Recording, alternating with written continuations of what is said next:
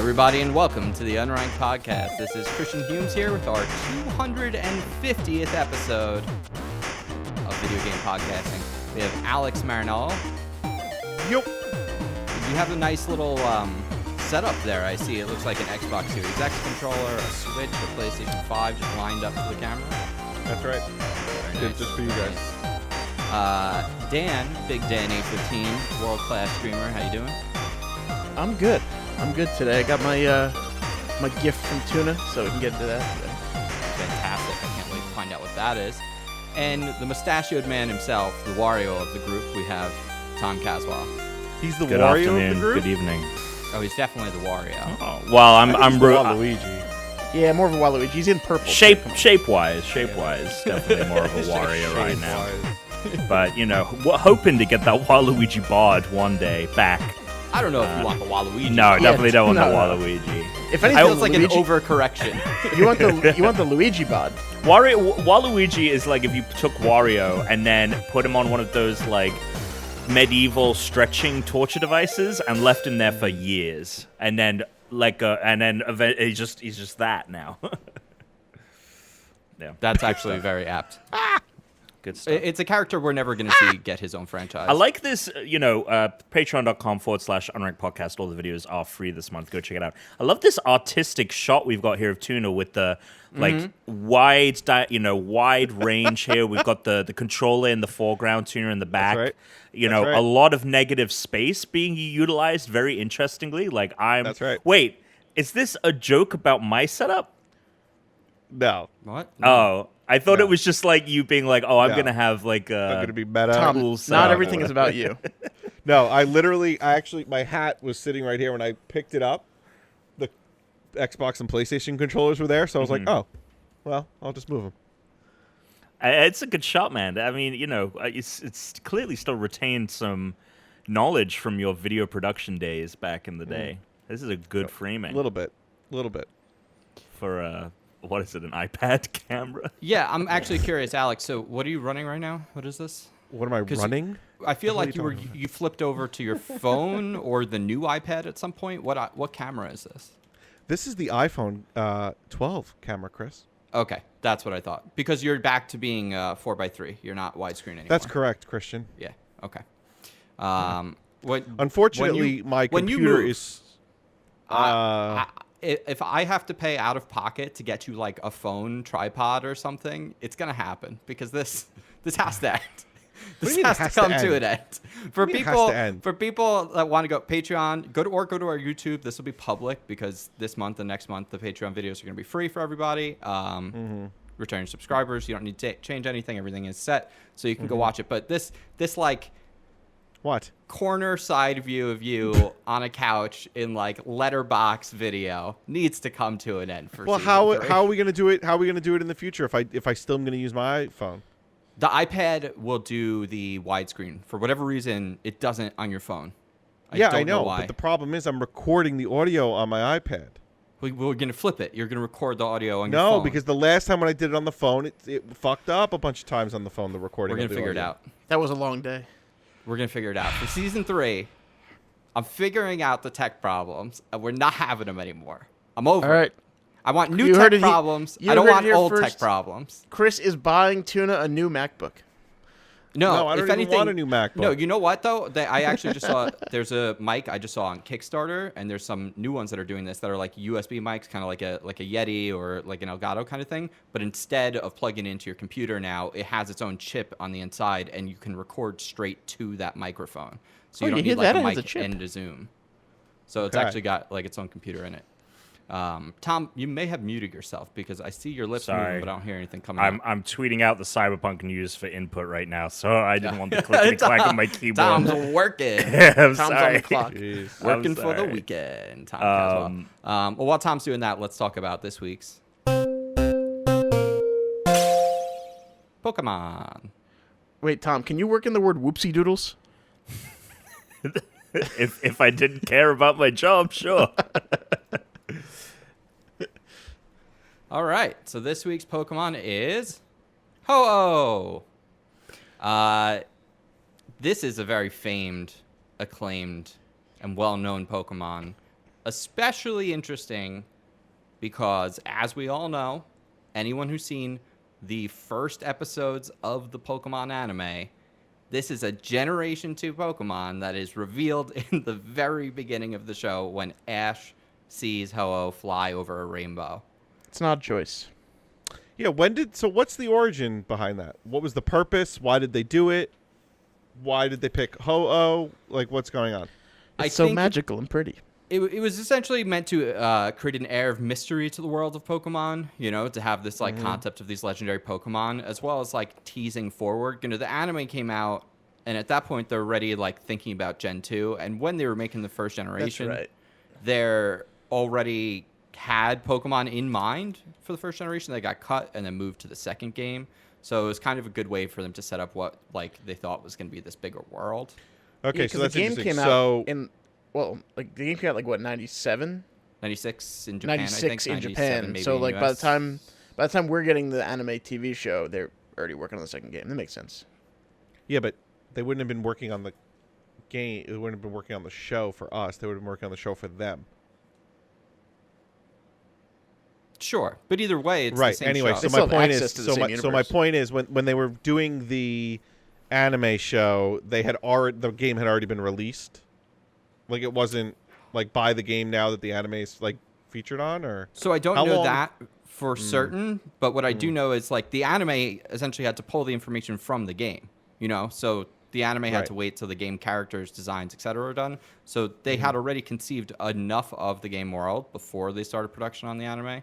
Right. But I'm gonna look that up while I. I'll tell you right now, the when I saw this episode, the first episode of the anime, and the Ho-Oh Pokemon was there, and then there was the that stone image Yes.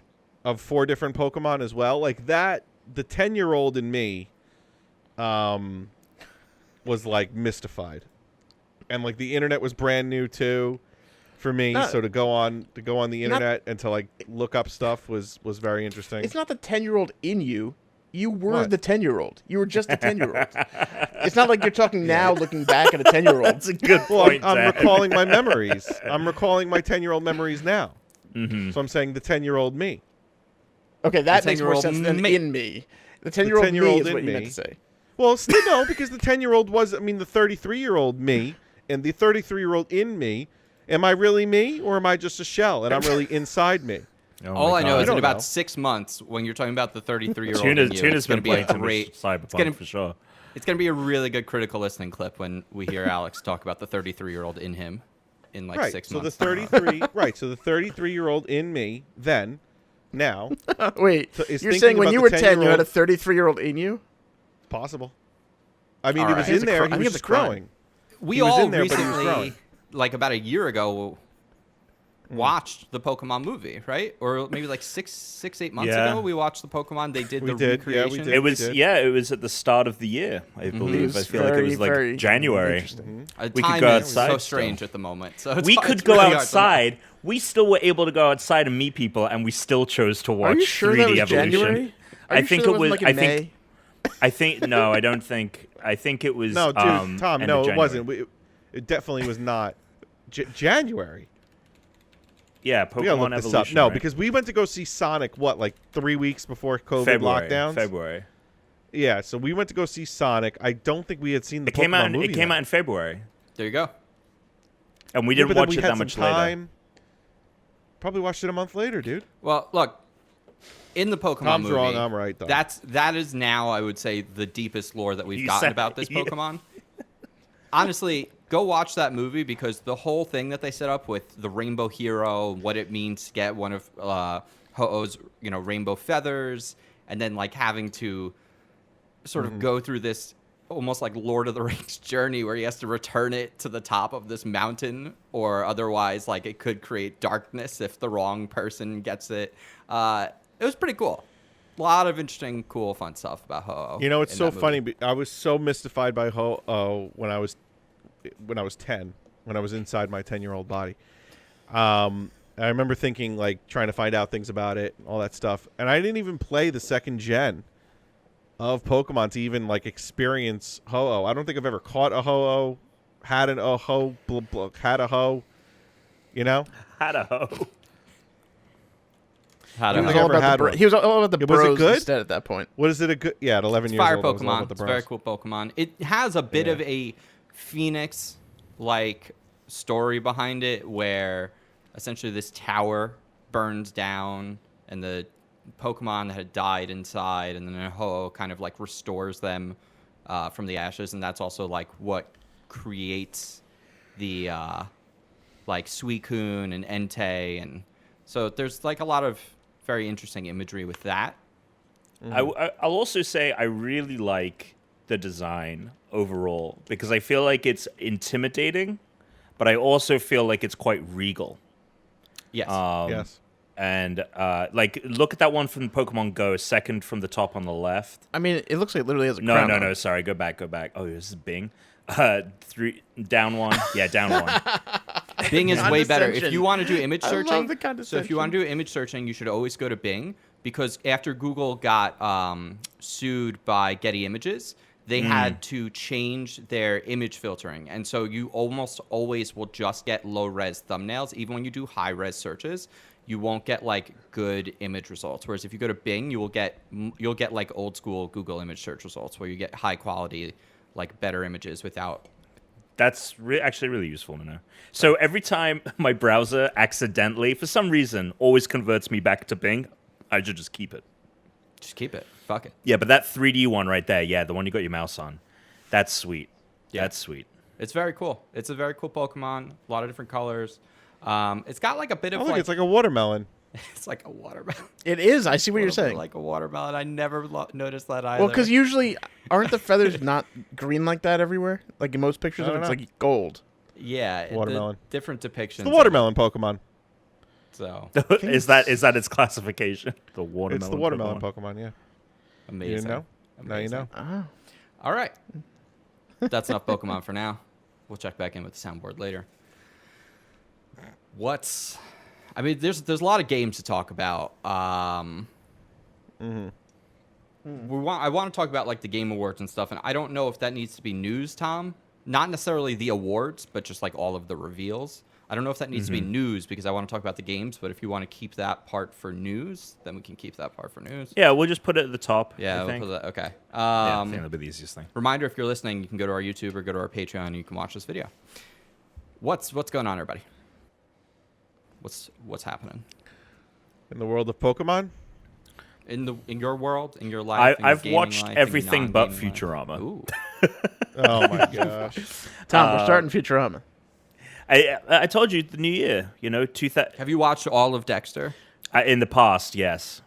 Yeah, But it was just funny and I'm 'cause never Tom was touching that complaining. fucking show again. I'm not watching. Tom was like, the "Oh, I have nothing to reboot. watch," and I was like, "Futurama." I'll tell you what. I've never seen all of it. I stopped watching after the Trinity Killer. season Fantastic, 4, great and- point. Well done. You live life to the best at that point. That's true. From everything I hear, that's true. But Teresa decided to restart it, so now I've been watching it with her. Ooh, okay. And we're at the end of the 6th season, and like the 5th season, also not bad. Interesting stuff in it. It's obviously just very repetitive at this point. It's just very much the same thing every time. To me, the 5th and 6th season of Dexter were fine, and I actually really like the 7th season. I think it actually like brought it back and made the show pretty interesting. Interesting. But okay. the 8th season is just endless garbage, just endless I trash. can't wait for it then. I can't wait. Endless garbage. very excited Yeah. about it. So I'm curious now. Yeah, I don't think 5 is the one with like the group of killers, and then season 6 is the one with Colin Hanks. Yes. Okay. Yeah, Yes. they're not terrible, but Trinity was so good that 5 and 6 Yeah, were Trinity like, was so good. so Tuna, good. you've watched it Colin all? Hanks is Yeah, I really watched it comes all. off as a creep though. It's good. Do you agree with my assessment, Tuna? Yeah, I think Colin I Hanks do is agree good with in it. the role.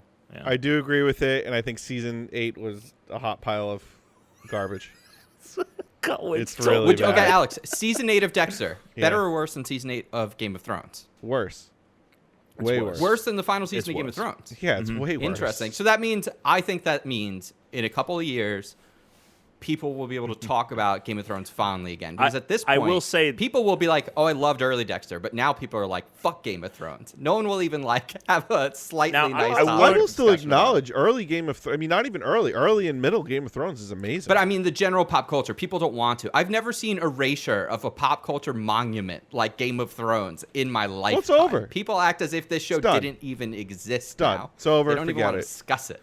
I don't need to discuss. The only thing I'll discuss Game of Thrones again if and when those books come out.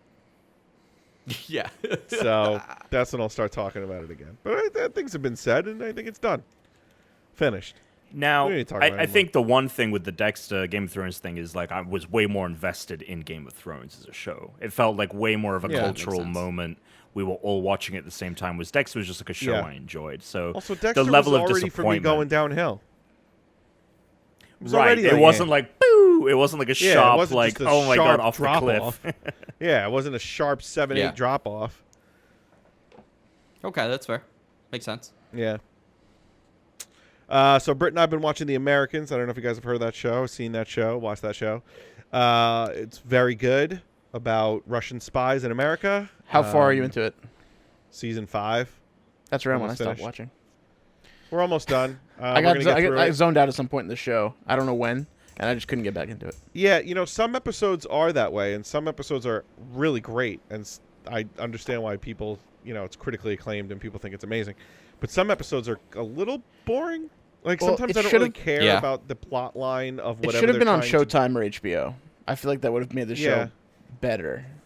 Yeah, I also feel like some of the storylines are, I don't know about complicated, but I guess I don't really care what they're trying to do to undermine U.S. intelligence or to gather intelligence. I guess I don't really care about that. Like, I care more about the two main characters, Philip and Elizabeth, their relationships with other people and just how they're feeling. I don't really care about their operations as much. Anyway, so that's where Britt and I are on that. I think I said this last time, but because I don't sit outside anymore and it's freezing cold out and it just snowed, my reading season is kind of taking a dive. Sure. So been reading a lot less. Which is interesting because I think a lot of people would consider the inclement weather time of the year the reading season because would they'll think- stay inside and they'll read. Right. You Oh, would Dan, think Dan's got a little speaking of book there. books, it's opposite. Dan's got right. a little book. It's opposite for me just because of the tiny apartment. Speaking of tiny apartment, to bring Wait, this- hold on. Speaking of books, Yeah. while we're on the subject, Because you're not reading, I guess you're just sending out books as prizes now for games. that's right. Well, you won, so what'd you win? I won a copy, and this is not the only copy, but it's the only copy I've ever seen. It's Come for Bigfoot, Volume 1. Volume 1, baby. are you able to read the synopsis or the? I can read a what's passage. What's going on the I mean, back? I What's go going on to- the back of the book? Oh, Is the there- back, I mean, the funny part is there's a Karen from Woodside, New York, who has a comment. What's Karen doing? Karen says, the abduction of the 3 girls by an old woman and her son, Leonard, the Bigfoot, is treated like Hostel, where the porn world meets the horror world. And it's not all bad. Well, I figured if you liked it, I got you Volume 1. Just if you liked it, you could. I think there are 5 volumes. I think there are only 2 Come for Bigfoots, but there are other books related to this. Incredible. Does the opening passage start out with any kind of titillating? I can read the first couple paragraphs if you'd like. Just see what's up. The first couple paragraphs. Fine, the first paragraph has that. Well, does it have "come" in it? Well, the book says "Come for Bigfoot" on page 1.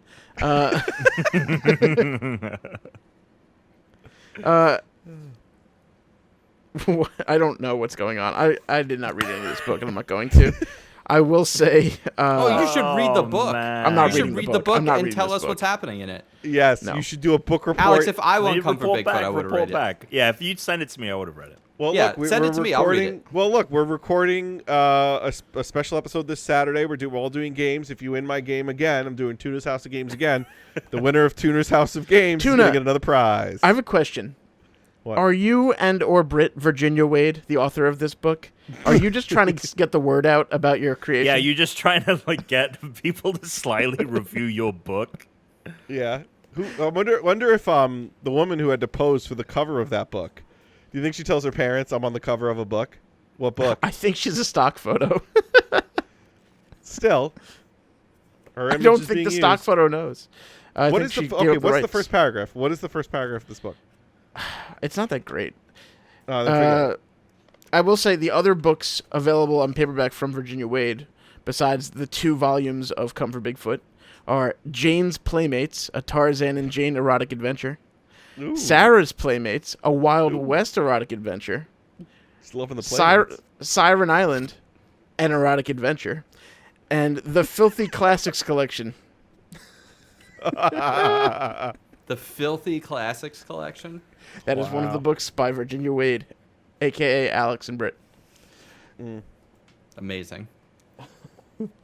Amazing. What's going on? What else, Alex? What were you going to get to? Right. So the whole thing with the books, small apartment, blah, blah, blah. The town of Hempstead, which is where we're eventually going to live. We're going to live in Merrick within the town of Hempstead. Is dragging their feet with a title search. And we were unable to For people that don't know what that means, what does that mean? They have to get a certification of occupancy. It's just all they have to do is print out a piece of paper, and they just haven't done it yet, which has delayed closing. So we were supposed to close 2 days ago. We did not, obviously, close. Have you volunteered to send them paper and printer ink? We actually Britt called and tried to get things moving. We might have, when I say we, I mean she, might have gotten them to actually do something, which means we might be able to close next week. So yeah, we shall see. But other than that, working. I start a vacation on the 22nd, and I will be out until the 4th. Ooh, game time. Oh, that's tasty.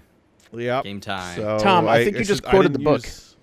I think he did just quote the book. Joke's on you. I have already read it. No. He's read it, one of my favorites. baby. It's one of my favorites. Now, I want to circle back to the book for a second. Yeah, circle back, baby. Did you just search for erotic novels?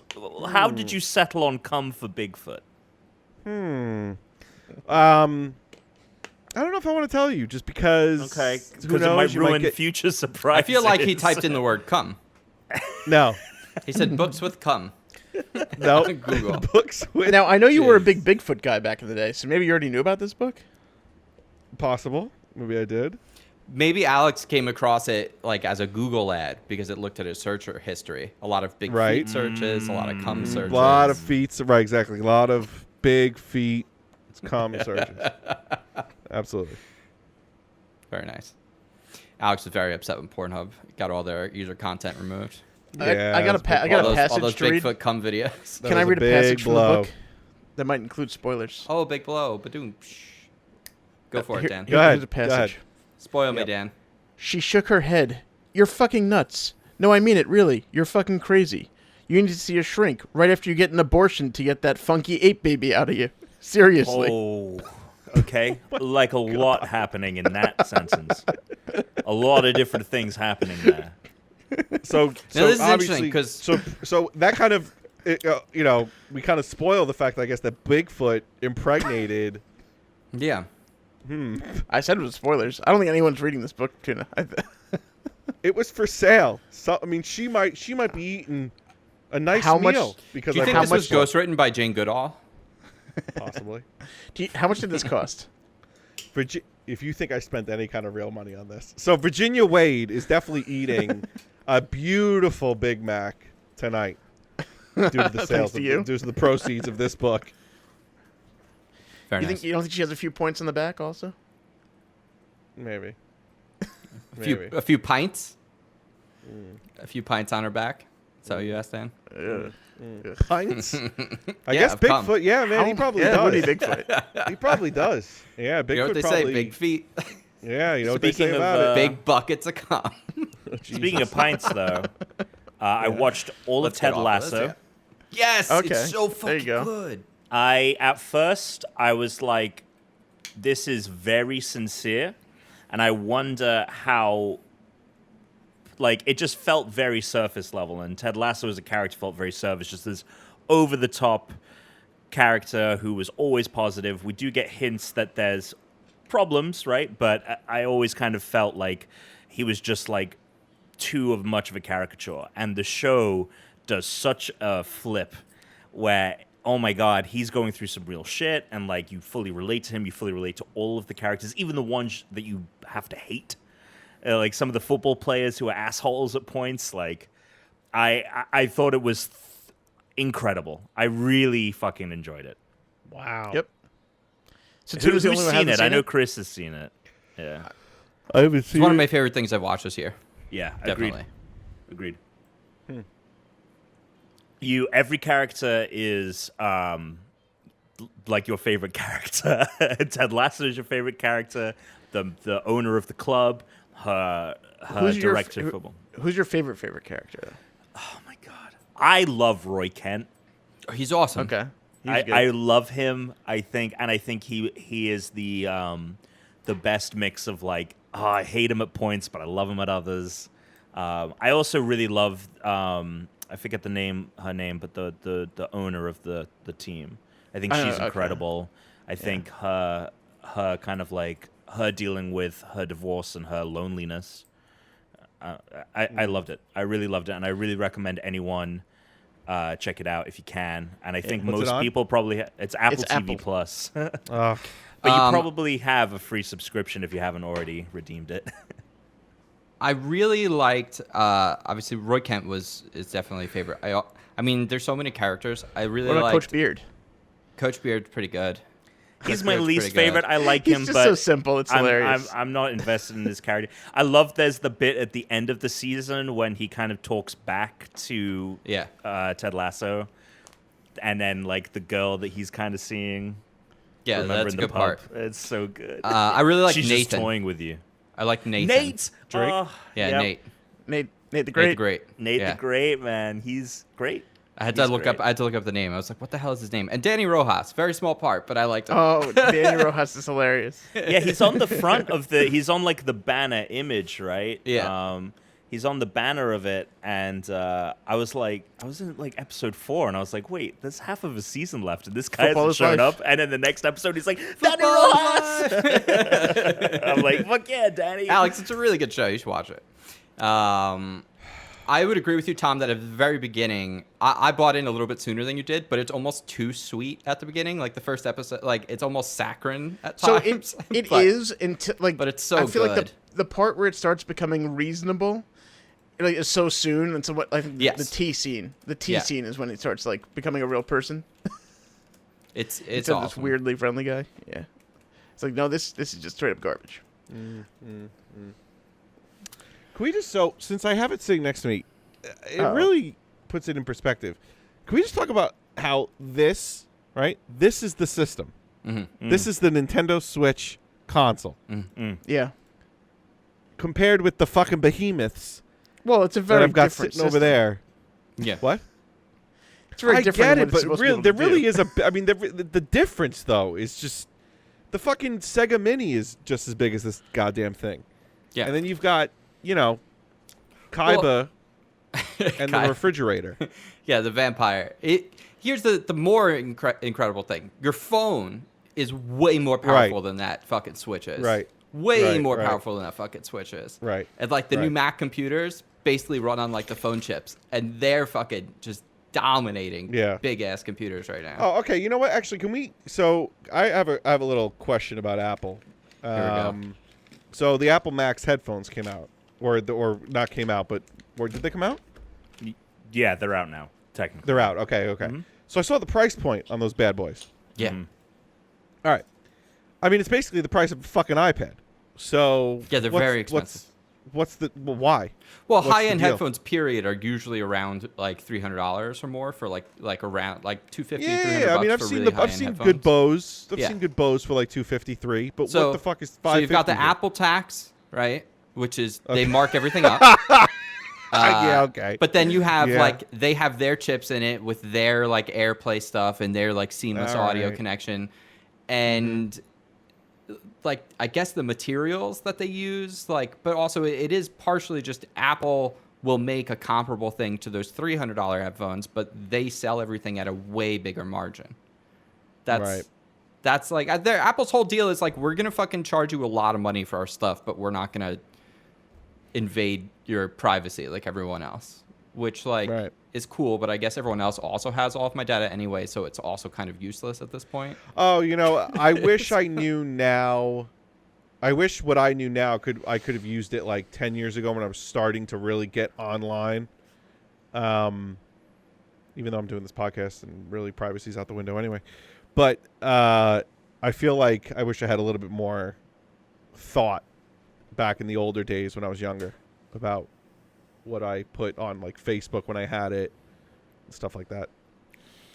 There's such a deluge of information though on the internet now.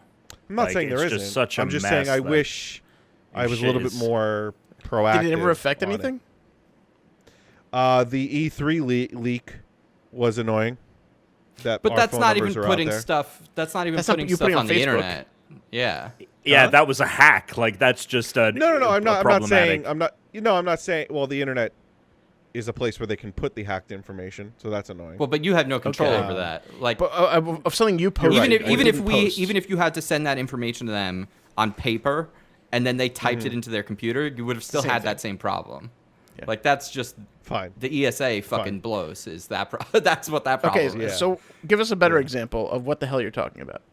Of what I'm talking about. Yeah, besides just I saying a wish- blanket statement. Well, it's not really a blanket statement. I just wish that I didn't put as many pictures of me on. I mean, I deleted Facebook now, but I wish I didn't put a lot of pictures of me on Facebook or allowed people to tag me on Facebook or. Did it ever affect you in any way? Personally, Yes. yeah, it did. Affected me, I would say. Did you not get a job because of it? No, but I didn't appreciate some pictures that were on there being on there. Okay, but it didn't change your life in any Come way. for Bigfoot. I don't know if it didn't change my life. I don't know. I don't know if someone looked at me up on Facebook and didn't give me an internship back in college because of it. I don't know. That's a good point. That's a good point. You might never know that Fact. if you lost out on a I wouldn't job. be able to know.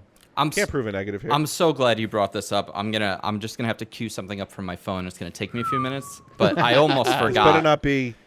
You have no idea is what it, this is. Marinello You have owned? no idea what this is. What is it? You don't. Oh, I don't You're know gonna what it find is? out. Okay. You're gonna find out, but it's gonna take Oh. me a couple minutes to get it. Wait, to get did it you find loaded the up here. Did you find the squatch hunting footage? I Oh, wish I yeah. found squash hunting footage.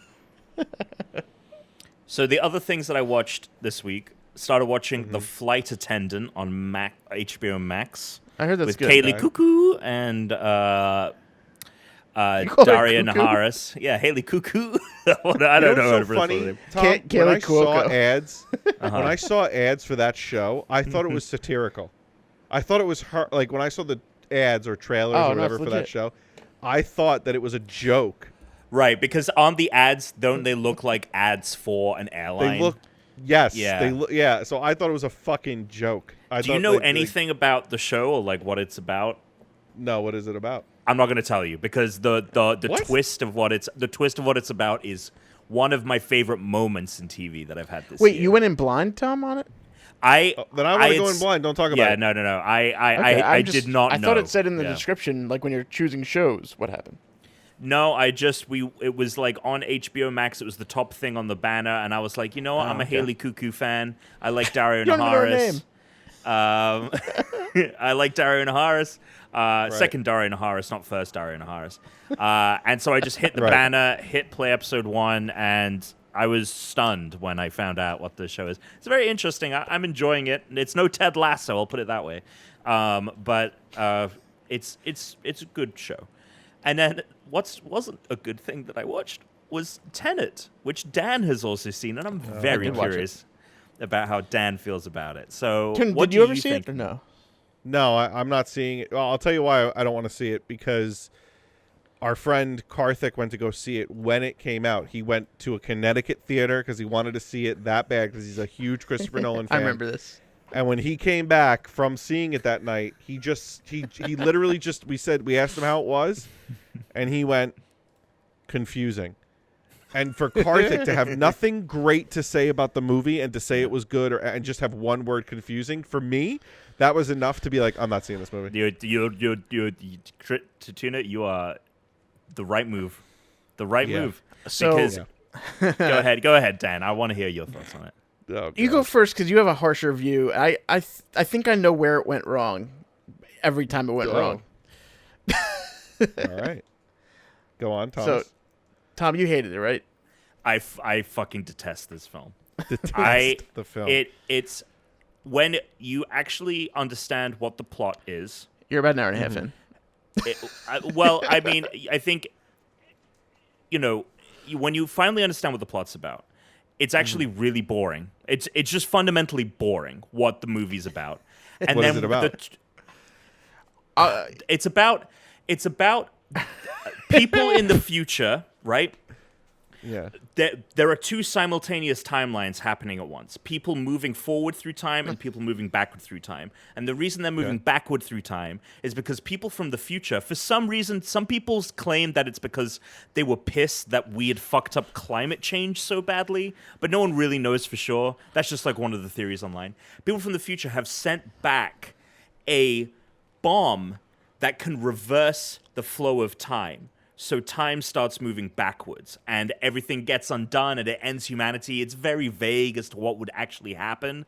That's the plot. And the protagonist, he's nameless. He's just called the protagonist. They fucking beat you It's over the head Denzel's with that son. over- Denzel's son. Denzel Washington. He was the star of Black Klansman. Black Klansman. He was good in that. He was What's good his in that. name? Terrible. I forget in his it. actual name. James David Washington, something Yes, David Washington. yes, I think Jason so. David Washington. I think James is right.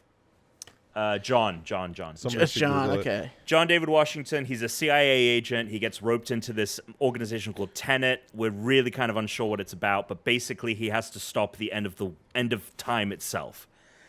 And shit's happening forward, shit's happening backward. I'll tell you, the spectacle of the action, there's a fight scene. The only good bit about the movie for me was the fight scene John David Washington has with someone who's moving backwards through time.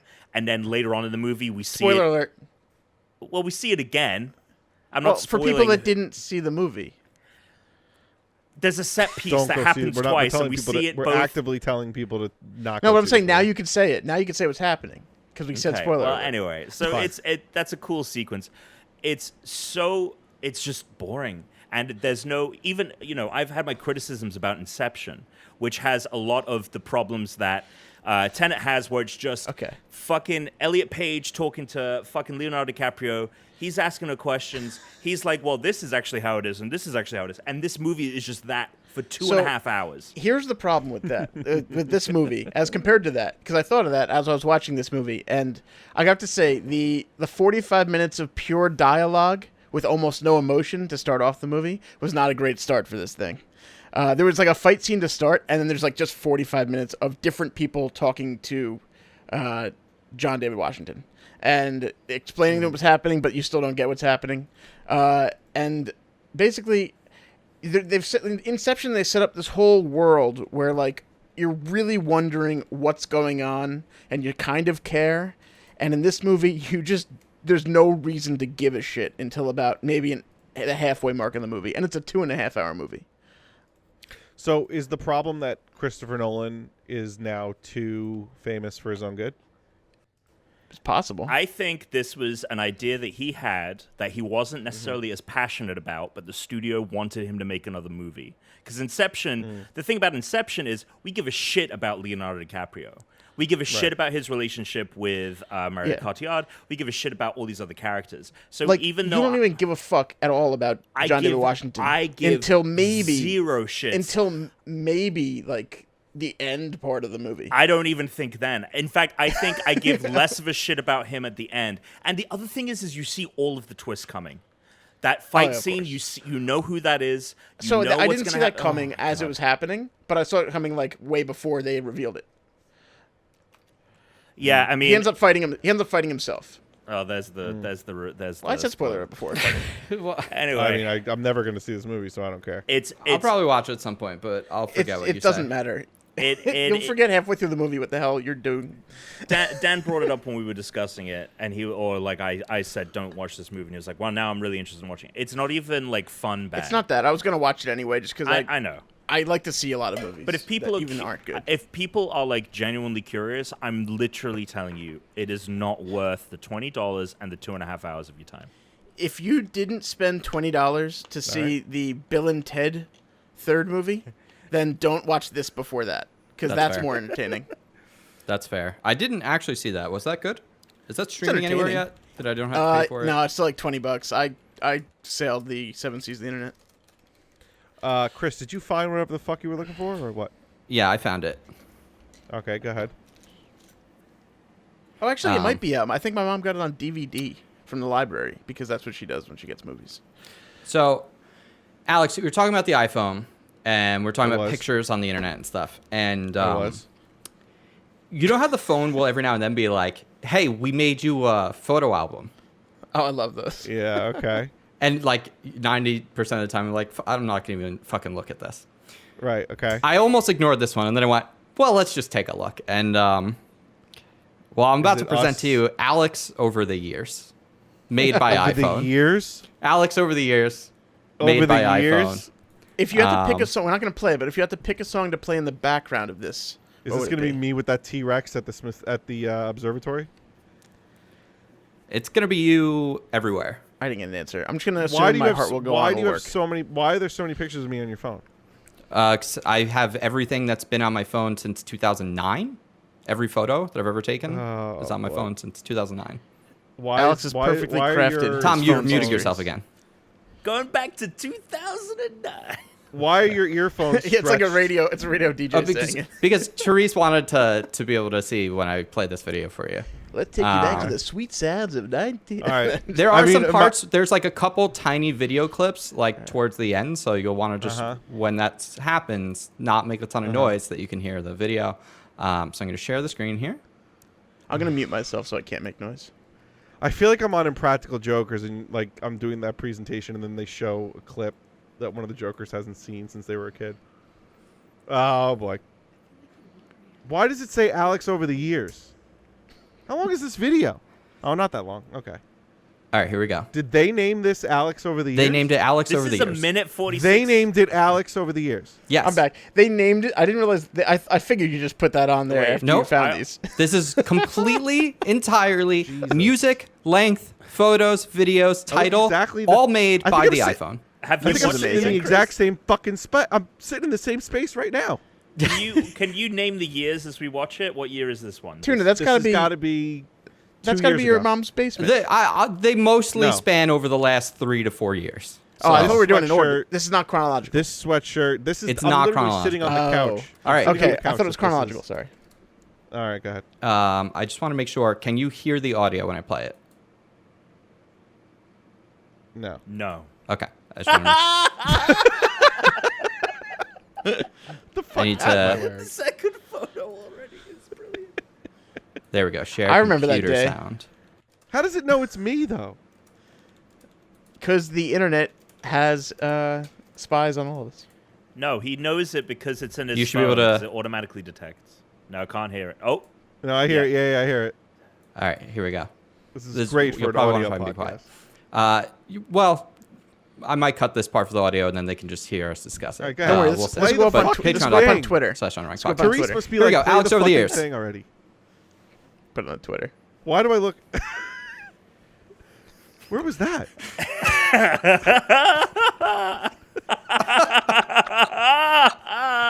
oh my God! What year is that? There's the T-Rex. When? Where? What? The sloppy tuna? Oh, Britton.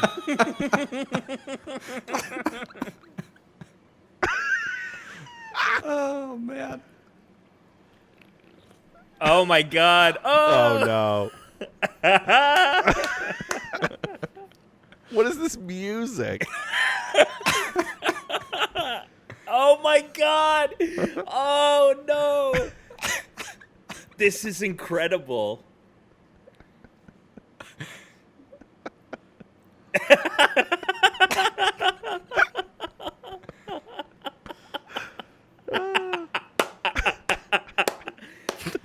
Fucking. Whoa. What the fuck is that photo? We're back. Why is it? Why is it like a porno?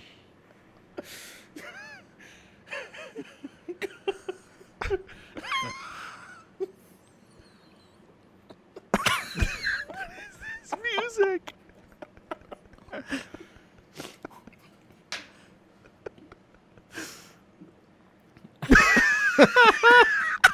Oh my god! Wait, okay. That's Tuna's face apped onto Ross from That's a Friends. Ross Geller from all right. I was like, I thought that was young Tuna for a second, and I almost fucking died. That was when Tuna was. my God. That's when Tuna was into dinosaurs a little more. I have been holding on to this video for like 5 days, and it's been killing me. Oh my god. The best thing. How is there I not need you a to Tom send it. over the years or Dan over the years? What the fuck? I love how Even- I love how the finale is not even a picture of him. It's just a picture of his face from Friends. Yeah. Oh. That was after Wow. Alex made the joke about after it Wow. came up that Alex, just like Ross, goes to his own pediatrician. I did face swap with him and Ross, and the iPhone goes, "Oh, there's Alex. Let's throw him in here." Oh my god. Ah, that's great. The last clip is amazing because it's like right at the end. Alex goes, "I was doing well, and then I wasn't." I did love the fact that like those pictures devolved into various unranked events. Yes. Uh, Oh That man. was really good. Uh, That was the best. I- thing I've I seen. Fuck Ted almost Lasso, sent that it was the to our best thing I've message seen group. all year. This is one of the hardest things I've ever had to hold back because I was just like, "Fuck, I gotta So save Put it this." up on, you Tom, can put it up on Twitter. Did you see? There's the Yeah. Oh, Tom. yeah. There was the picture of me and my roommate Anthony back. Like I think that was got to be like 2010. If you saw, Anthony was holding our cat Waffles, and we had a Christmas tree in between us. We sent that to a bunch of people as a Christmas card, and my uncle said to my aunt, "Is Alex dating Anthony? Are they a thing?" Wow. Oh, because I had just broken up with my girlfriend at the time too. Actually, we both had. Oh my Actually, god. we both had broken up with our respective girlfriends right at the same time. It was the summer of love. And this Yeah. was when you had just stopped, like you had just previously worked at Apple, so you had the iPhone and iPhoto, and this was when you could order cards through Yes, you could iPhoto. order- You just exactly. took the Yeah, I picture, remember which that. is why all you had to did do was it. take the Remember that. picture. All you had to do was take the picture. They took care of the rest. By And the way, everyone got a Christmas card. That was an awesome feature. It was. Yeah. They worked with like some kind of bespoke card company. Like it was pretty cool. Shame. Yeah, that was sick. yeah, the cat in that picture is now 6 times that size. The cat is now still with Anthony. Is it alive? Okay, but I I was get- gonna say yeah. Yeah, still with Anthony, and surprisingly, I mean, maybe not now, but I used to visit him at least, every couple months. She would remember me. It was very nice. So, It's awesome. Weine babysat. I did, I guess cat cat sat the cat and Anthony's apartment for like what, a week? Yeah. So when I babysat her, apparently she used to scratch at the door so much that Yes. Anthony just left it open all the time, and she would just like chill in the bed. But I'm not used to the cats jumping on me while I'm sleeping, so I just like closed the door to the bedroom, and for a week, and the cat was fine. And so like maybe like 3 days after he gets back, he goes, "What'd you do? She doesn't bother me in my room anymore." And I was like, "I closed the door." Amazing. Dude. I you know what? It's been a tough year, right? Yeah. And it's going to be a tough holiday because, I'm not seeing family, That made up for it. That was the gift that I didn't know that I wanted or needed, but was just... That was a terrible beard I had. Just a terrible. I mean, I you know had what's some bad incredible is the variations of everyone over the years. Yes. It Yeah, was yeah, yeah. quite something Yeah. to view Yeah. and see and I'm, experience. When did you take?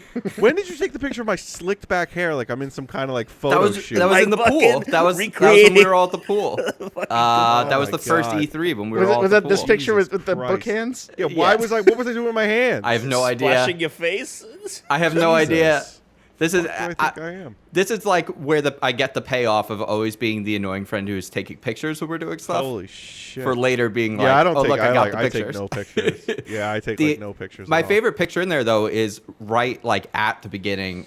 For anyone listening, you'll see a picture of Alex just looking really tired on a couch and pretty red. we all went out to the beach. It was Alex and Dan first time visiting me in LA, and we went out to the beach, and we also went to like Hurricane Harbor, and I guess like we hadn't like been in the sun at all yet for the summer. And so, like, you got like this wicked sunburn that you were just like, I did you too. were, you I did like, too. Wicked son. I mean, you were dead tired. Yeah. Like, we were all exhausted, Oh, and we you were definitely got just sun poisoning. red. It was like pure sun poisoning. Yeah, it was bad. Probably. That was bad. Oh, Yeah.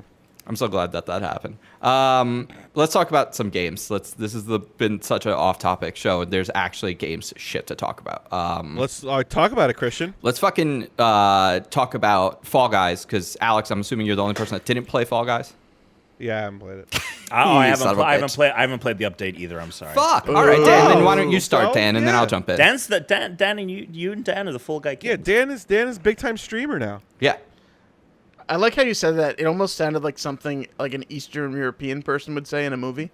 Dan is big time streamer. Dan is Or, big time streamer. or Kenneth Branagh in Tenet, Oh, boy. whose Russian accent is garbage, especially Well, when let he me ask you talks this. Actually, backwards. just before we go to video games, Tom, would you, after seeing Tenet, does it give you less faith in Christopher Nolan films from here on out? Are you going to be a little more cautious on them, or? I mean, I'm kind of always cautious going into a Oh, okay. Nolan. Excuse me. All right, forget it. But Fuck me. I mean, next. okay. All right. I like that. Tuna, just shout next from now on. Yeah. All right, games. Dan, what do you think? Oh, Fall Guys. Fall You Guys. guys have to talk Fall Guys because Tom Well, and I apparently were slackers. I haven't played him. Sorry. I wish there were a few more winter maps, but I do like they added a bunch of stuff too, not just those. Like I love the roll off final, mainly because I played it once and won it. So Fuck. It's so good. I played You it have for the to first explain time that. today finally, and I won it So- also. You have to explain you it. know rollout. You have all the 5 things, or it used to be 5. Now sometimes it's 3, and they're just like the sections rolling in different directions. So this Yeah. is just two sides. So there's one rolling one Okay. direction. It's kind of like Tenet, and the one's rolling the other direction. Great callback. And you're just trying not to fall off. It's pretty simple, and okay. it speeds up a lot. But I liked it. Okay. It was good. It's simple but good. That so far is, I mean, that is one that I'm so happy about because it's not like a winter theme one, which is fine. But like that rollout, block party, and slime climb are 3 levels that I all feel like should have a version that are finals. So that we got one of them now at least. I'm happy. Slime Climb, I guess, technically would be Fall Mountain. They're so different. I know. Yeah, But like similar Fall Mountain's got to get an parts. update. Fall Mountain's got to All get right, an well, update. let me ask you this. I remember when we were looking at a photo of a preview for the Fall Guys update, and you noted something in it, Chris. There was like a little penguin guy or something. the and you didn't know what pengies. it was. So what? Yeah. So what is it? What is it? So it's like Kill the Carrier. There's a stage that instead of having to grab tails or corral eggs, it's when you're holding the penguin, kind of like an oddball situation, your team gains time. There's 3 teams and the timer ticks up. There's several penguins. So the killed more the penguins you penguin. have, the faster your timer goes up. I had I it for wonder about if they were 100 and influent. like I feel like 100 something seconds today. Like everyone forgot Yeah. I was there. I was just standing on the side watching everyone else play with the Yeah, our penguin team. fans. We had that happen earlier in my team too. Does the Crushed. penguin squirm, or you just hold it and doesn't do anything? No, the penguins aren't hard to catch. It's just that it's moving Yeah. around and you're fighting with everyone else over like 2 or 3 penguins. I Just wonder like if they the were eggs, influenced they'll pop out of your hands. by. I wonder if they were influenced by Mario 64 A little bit. Penguin Mission. They made jokes about that. They were like, unlike Mario 64, Yeah, they don't throw tweeted this out penguin about it, over so- the edge. They were like, you See- want to hold on to this penguin. I know did have a what? request to ju- eat the based, penguin. Based on what you just said, makes me think that no one has ever had an original thought ever. Everything is a remix. That is what made you think that. Everything is a remix. That's that's how it Yeah, works. I mean, pretty much. Or not that everyone hasn't, but like a very select few have had an original thought. Sure. I think I know- Then I'm I know starting to think Virginia that Wade every has. thought. Virginia Wade's definitely had some original thoughts. But the most popular things aren't truly original because they have to connect with people, and for people to easily connect and like something, there has to be something that is no, I Relatable. know. familiar. But Yeah. now I'm starting to think that I don't think I've ever had an original thought. That You someone definitely hasn't not. You already definitely thought have not, yeah. yeah. Yeah. You haven't had an original thought this episode. I'll just mention all. So there's 7 levels. There's Tundra Run, which is you dodge snowballs, punchers, flippers, and a mad dash to the finish line. There is Freezy Peak. Use Blizzard fans and flippers to ascend to the peak in the most epic race round. Ski Fall, traverse a giant ice slide, dive through bronze, silver, gold rings to I like score that one. That points one's to qualify. Yeah. Snowy Scrap, roll your team snowball over snow patches to make it larger. Last team to hit 100% are eliminated. And Thin Ice, which is the new final round, and it's like Hexagon, but instead of falling through different levels and layers of hexes, it's like Don't Break the Ice, where the hex ice pieces, they have like 3 stages, and then they pop, and then they're stacked 3 there's high. like 3 layers. So Yeah. it's almost like the 9 layers of Hexagon squished. Squished, yeah. So that way you could break through a layer, but you're still on all of it. You're not right. dropping down. It's just, But they've been filtering in, like, I've seen as many as 18 people in that. It's so many. final. It's just like Hexagon. It's But Hexagon only gets to 12 or 13 max, from what I've seen. This gets no, I think 18. Hex is at least 16 I've had in it. Oh, I've never had that many. It's fucking nuts, and that's not as fun to me as roll off, but I do like it a lot, and I actually like it more than Hexagon. I don't know what the best strategy is yet. I have seen some people just like picking a full hex piece, and they just jump until it's like totally gone, then they go to the next one. Whereas some you don't other have to people jump are at just all. That's the funny part. You can fucking just stand running. on it. Well, no, just to slow it down, because you jump Oh, off. to slow it down, yeah. Yeah, But I then- was saying, if you're trying to get rid of it, like, I'll try to get rid of some pieces in the middle, usually, is my strategy on that one. The 2 race courses, Dan, which do you like better? Tundra Run or Freezy Peak? Freezy Peak's the one where you actually have to go to the top of the spiral. I like Freezy Peak better, but it's almost too easy. That's how I Tundra feel. Run's harder, but parts of it I just think are stupid. That's exactly how I feel about it. I totally 100% agree with that. The problem with Tundra Run to me is that they like Flippers at the end, but don't make any sense. no, for me it's actually the part ahead of that. I feel like they break all of your character's momentum on purpose. Like, I feel like there's a lot of spots where you're better off like almost stopping and then going, and then stopping and then going. Whereas like typically in this game, everything's kind of made so that you can, I don't know, I feel like the momentum's broken on that level. It's fine. Like, I'm always going to be happy to have a new race course, but it's kind of okay, I think. Yeah, I was disappointed because you can play the winter mode. Like, it's a whole mode. Yes. But there's only like 5 levels. There's 7, yeah. There's 7? I didn't feel like that. Yeah, so there's the 2 courses, Tundra Run, right? 2 race courses. You play them every single time, no matter what. Tundra Run and Freezy Peak, right. Then you have the Hoop one, which is the Ski Fall, which Ski Fall, okay, that's 3. Ski Fall is cool, because that's like you're going down a slope. You're going down a slope and it's hoopsy at the same time. Yes. It's a big ring, Alex. It's a big disc. Ringus Dingus. The big disc. Okay. And it's got all these holes in it, which have hoops around them. And depending on which holes you go through, you get more points on. And it's one slope down, another slope down, another. And the final one, you launch into a big skee circle. ball. Yeah. It's skee ball at the bottom. But once you go through the end one, you restart at the top. So it's once you collect enough points for yourself, it's a solo game. Yeah. It's not a team hoop game. Once you The collect first enough 2 points for times yourself, I it played ends. it, I thought it was a race. Yeah. And so I was playing it completely wrong. And I realized that like, afterwards, like, oh, there's a number at the top. I'm supposed to just be trying to rack up points. It's very close to what I wanted. My dream was to have a slope-like course where you all race downhill. So it was super close to what I wanted. But then when I realized you restart over and over, I'm like, okay, this is cool. But man, I wish we had a downhill slope-style course where everyone's racing downhill. But it's good. It's good. It's really good. I think when they do their like mid-season update or whatever, and they add modifiers, and I'm sure they'll do like winter modifiers to levels or whatever, it's gonna be pretty fucking dope. It's a lot of fun. I like it a lot. Also, crown ranks are broken, which is a new thing. Their ranks, so however many crowns you've collected, and it's supposed to work retroactively, they now also have things you unlock with the more crowns you collect that are exclusive to just having crowns. So it's separate from the Fame Pass, and that won't change every season. It's just like, this is the crown rank thing. Okay. But like for a lot of people, the crown ranks are either not giving them the retroactive prizes yet, which supposedly the new patch fixed. But for mine, it thinks I only have 10 crowns, which was not right. So Really? That's a PC issue then, because for me, I have 4 that have actually won, and it counts me as having like 13. right, and so that's the weird thing, is because it only says I have 10 on the PC, and I'm like, I have more than 10 just from the first 2 seasons of Fame Pass. So like it's just, but apparently it's actually broken for a lot of people. So I don't know. Maybe that's because it's on PC. On my PS3, I only have like 6 crowns. So Wait, you have a PS5, PS3? PS5. I'm on PS5. I don't know why I said PS3.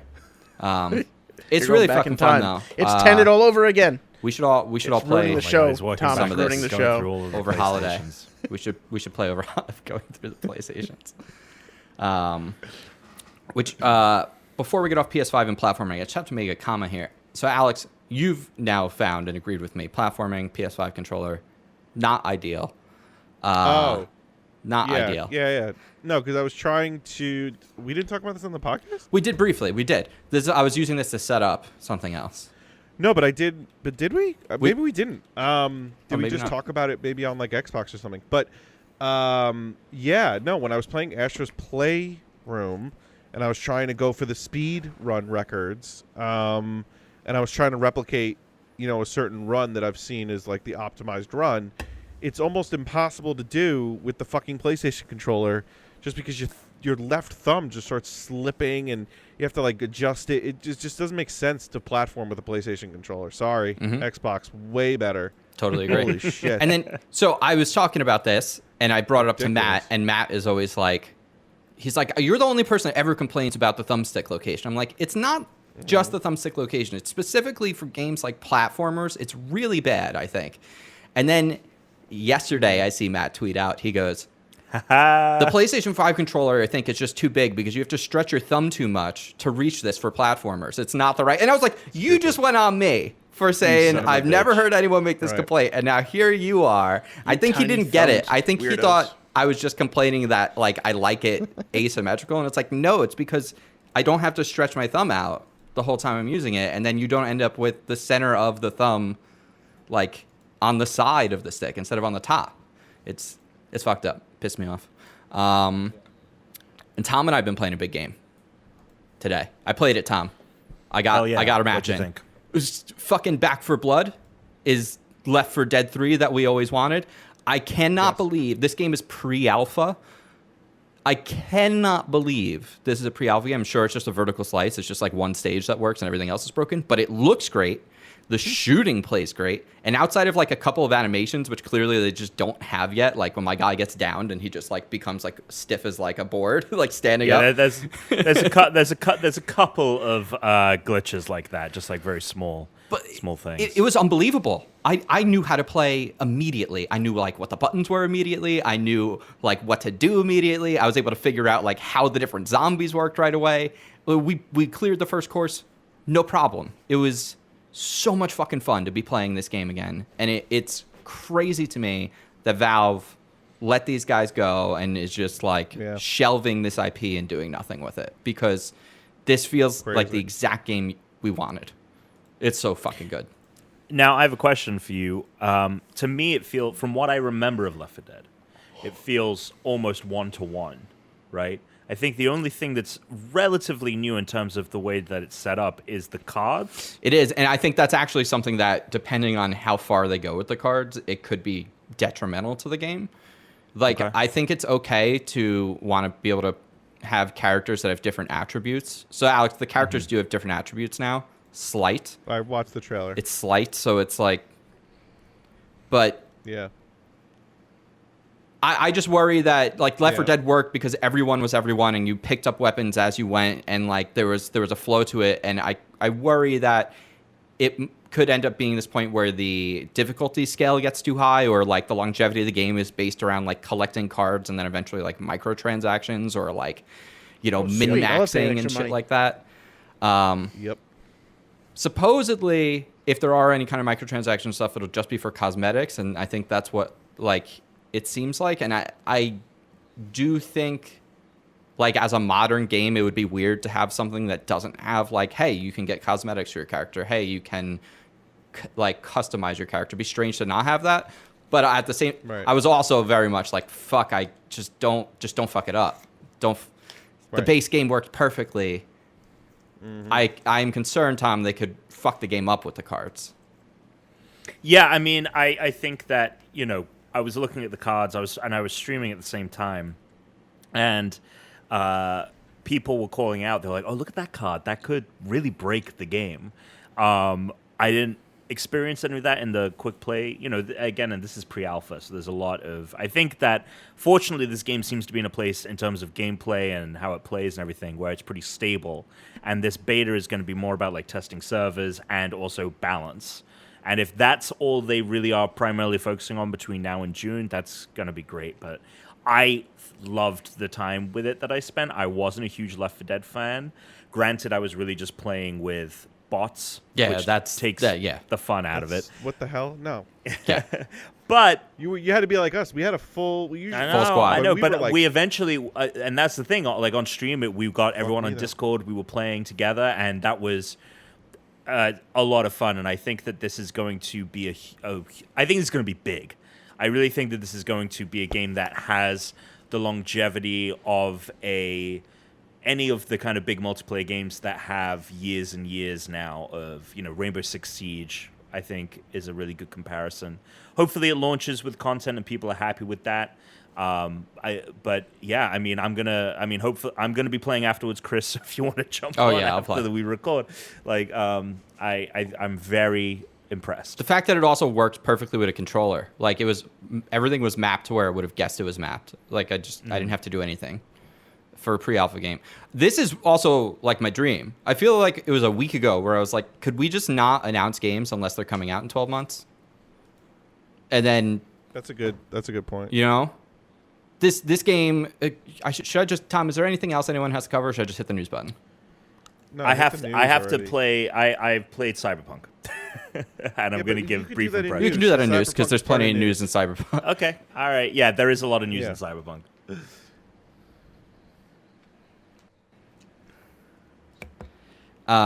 When they announced Back 4 Blood at the Game Awards, we were all screaming, "It's fucking Left 4 Dead! It's fucking Left 4 Dead!" I mean, the characters do the like there's a shotgun over there. Oh, there's they do all the call outs. Right. You get downed. If you don't get downed, you can get picked. Like if you don't get up in time, you get picked up. So it is the same fucking game with just new terminology.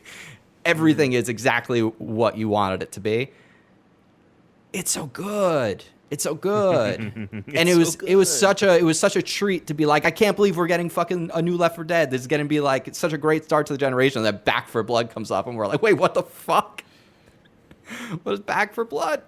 Yeah, that was a very nice surprise, and obviously followed the. It was a 1-2 punch. It was Perfect Dark and then Back 4 Blood, and I thought that.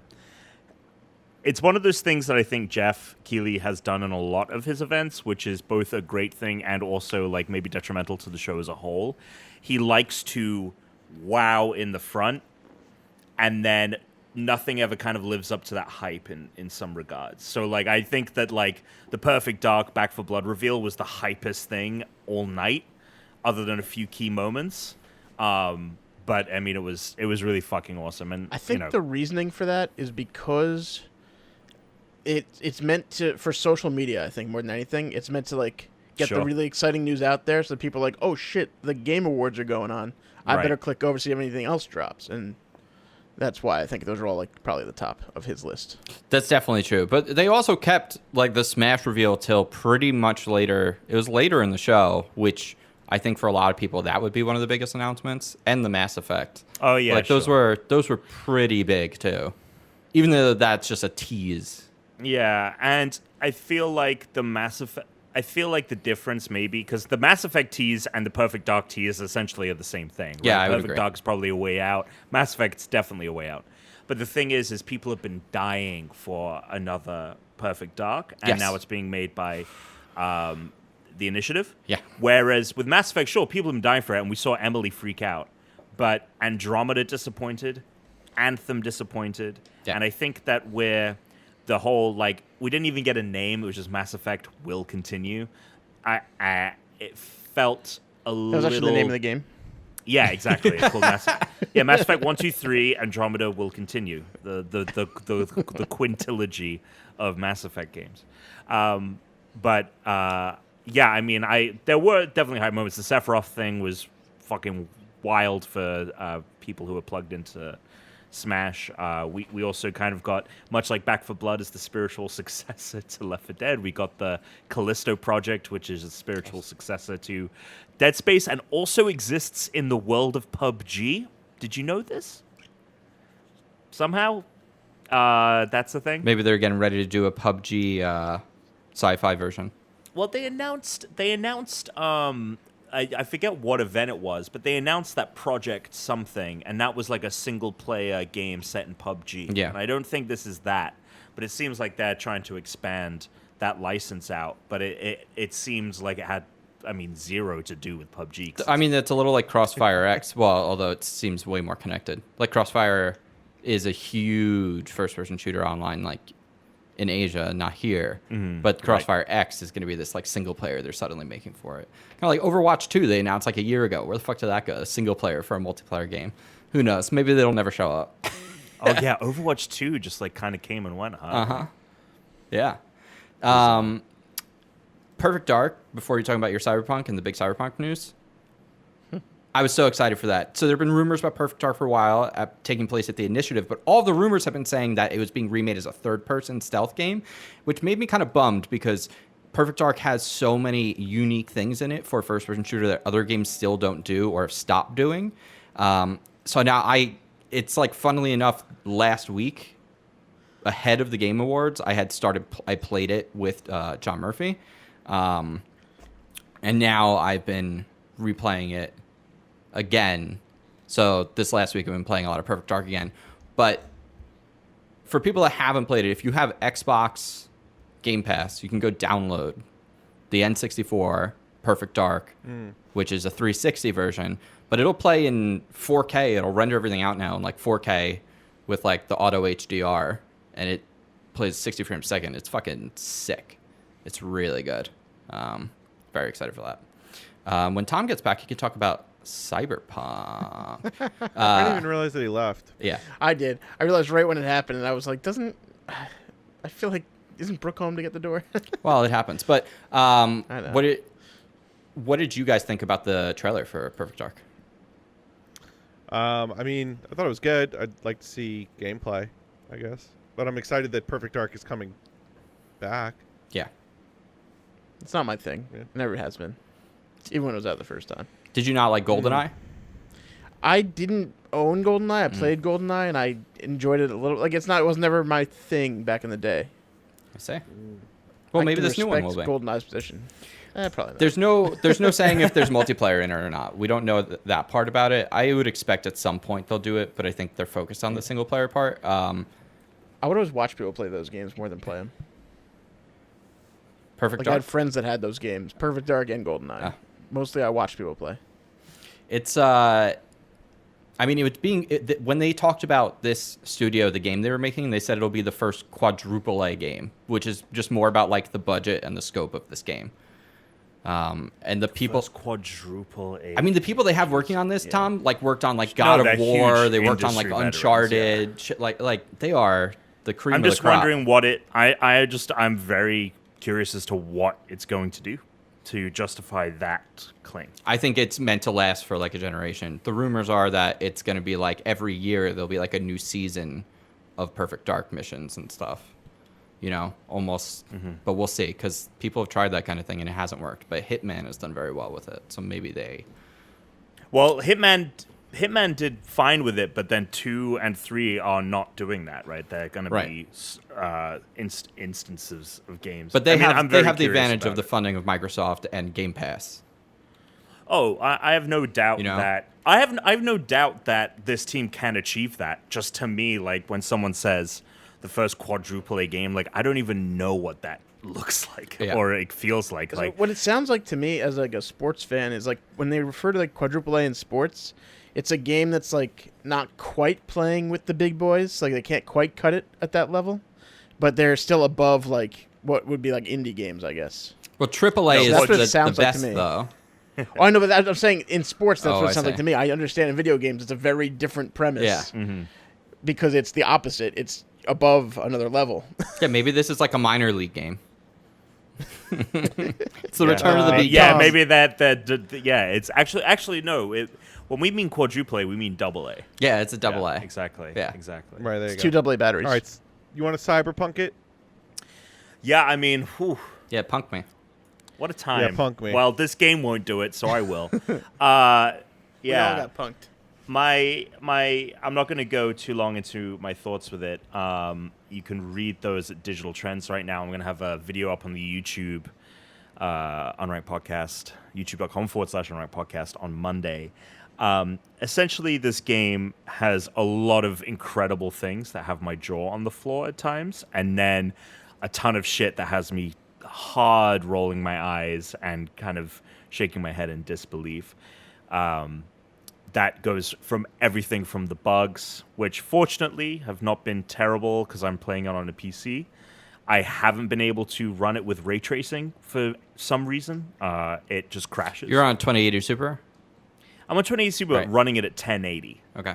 So, according to CD Projekt Red's own site, I should have no problem running it max ray tracing everything. And it's not like it runs bad. It runs fine with ray tracing turned on. It just crashes after 5 minutes. But I've had silly bugs, nothing to the extent that we've seen on console, which ties into some of the news this week. The console reviews are terrible for this game, especially if you're playing on a base PS4 and Xbox One. So bad, in fact, that right as we went live, or not live, but as we started recording, Sony has removed it from the PlayStation Store and is offering full refunds for anyone that wants them, which is an For whatever platform? For Well, PlayStation. if you download it from the Sony store, then yes. Well, no, Yeah. I just meant because I heard that they were giving refunds for PlayStation 4, Xbox One people. So when you said PlayStation Store, I didn't know if you meant It's- for PlayStation 4. Yeah.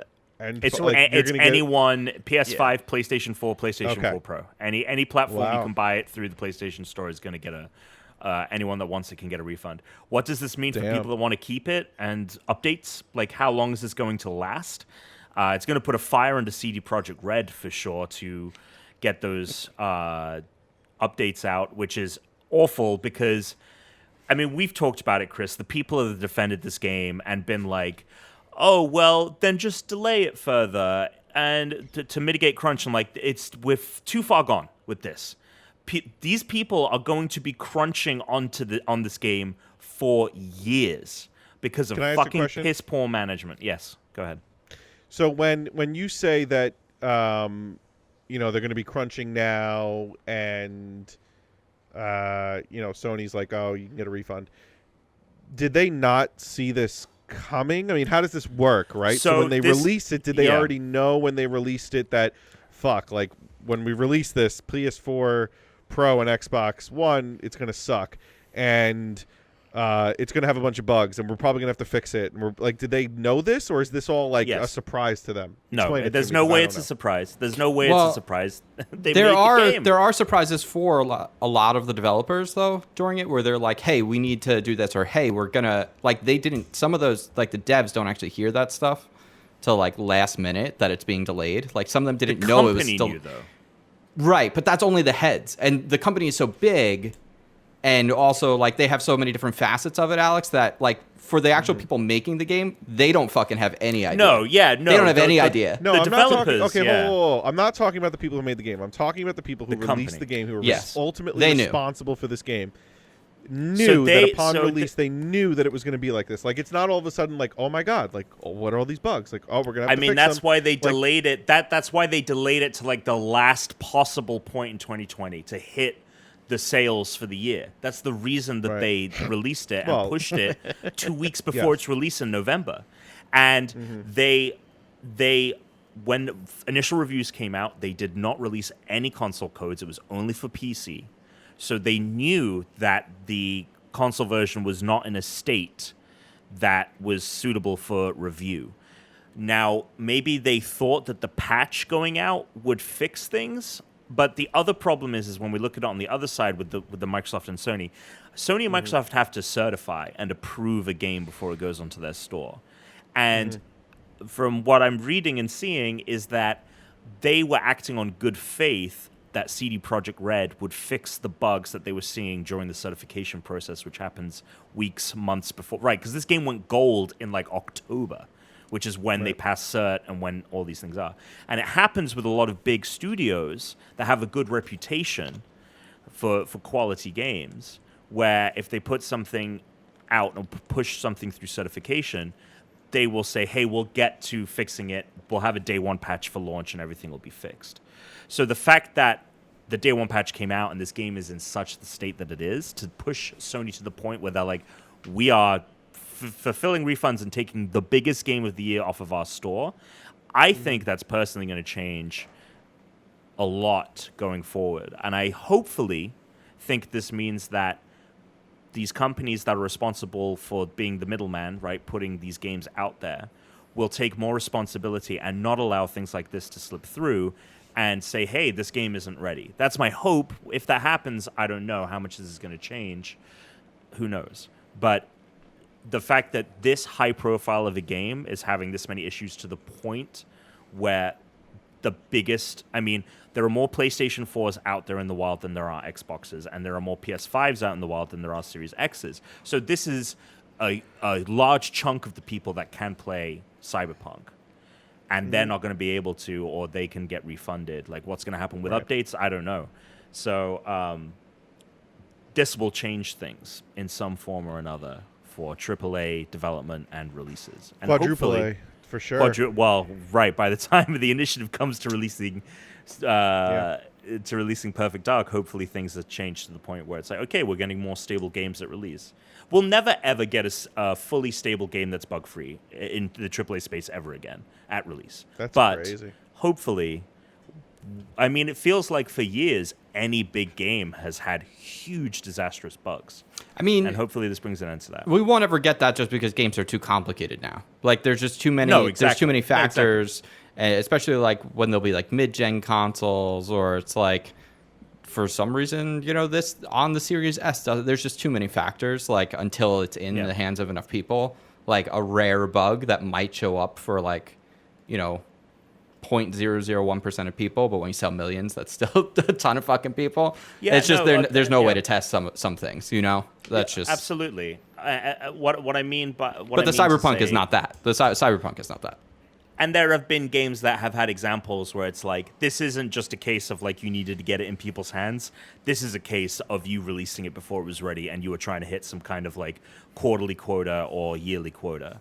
And hopefully we'll see less of that. Do you think this hurts Keanu Reeves? No. No. No. No way. I hope not. I like Keanu. Doubtful. He's great in the game. I love him in the game. Any other news? No, it's really just been the Cyberpunk drama all week. All right. So, yep. Next. I guess not. Chris, you know that game that you showed us, the Between Two Somethings? So that was the other game I asked you to watch the trailer for. Was it like just the two of us, or it's like It Takes Two? It Takes Two. Ooh. Maybe the guy who did Brothers and what the hell was that? A Way Out. Yeah, and I'm getting some Ilo Milo yes nightmares with that, Chris, when you told me that it was going to be a online co-op game. I know. Fun fact, it wasn't.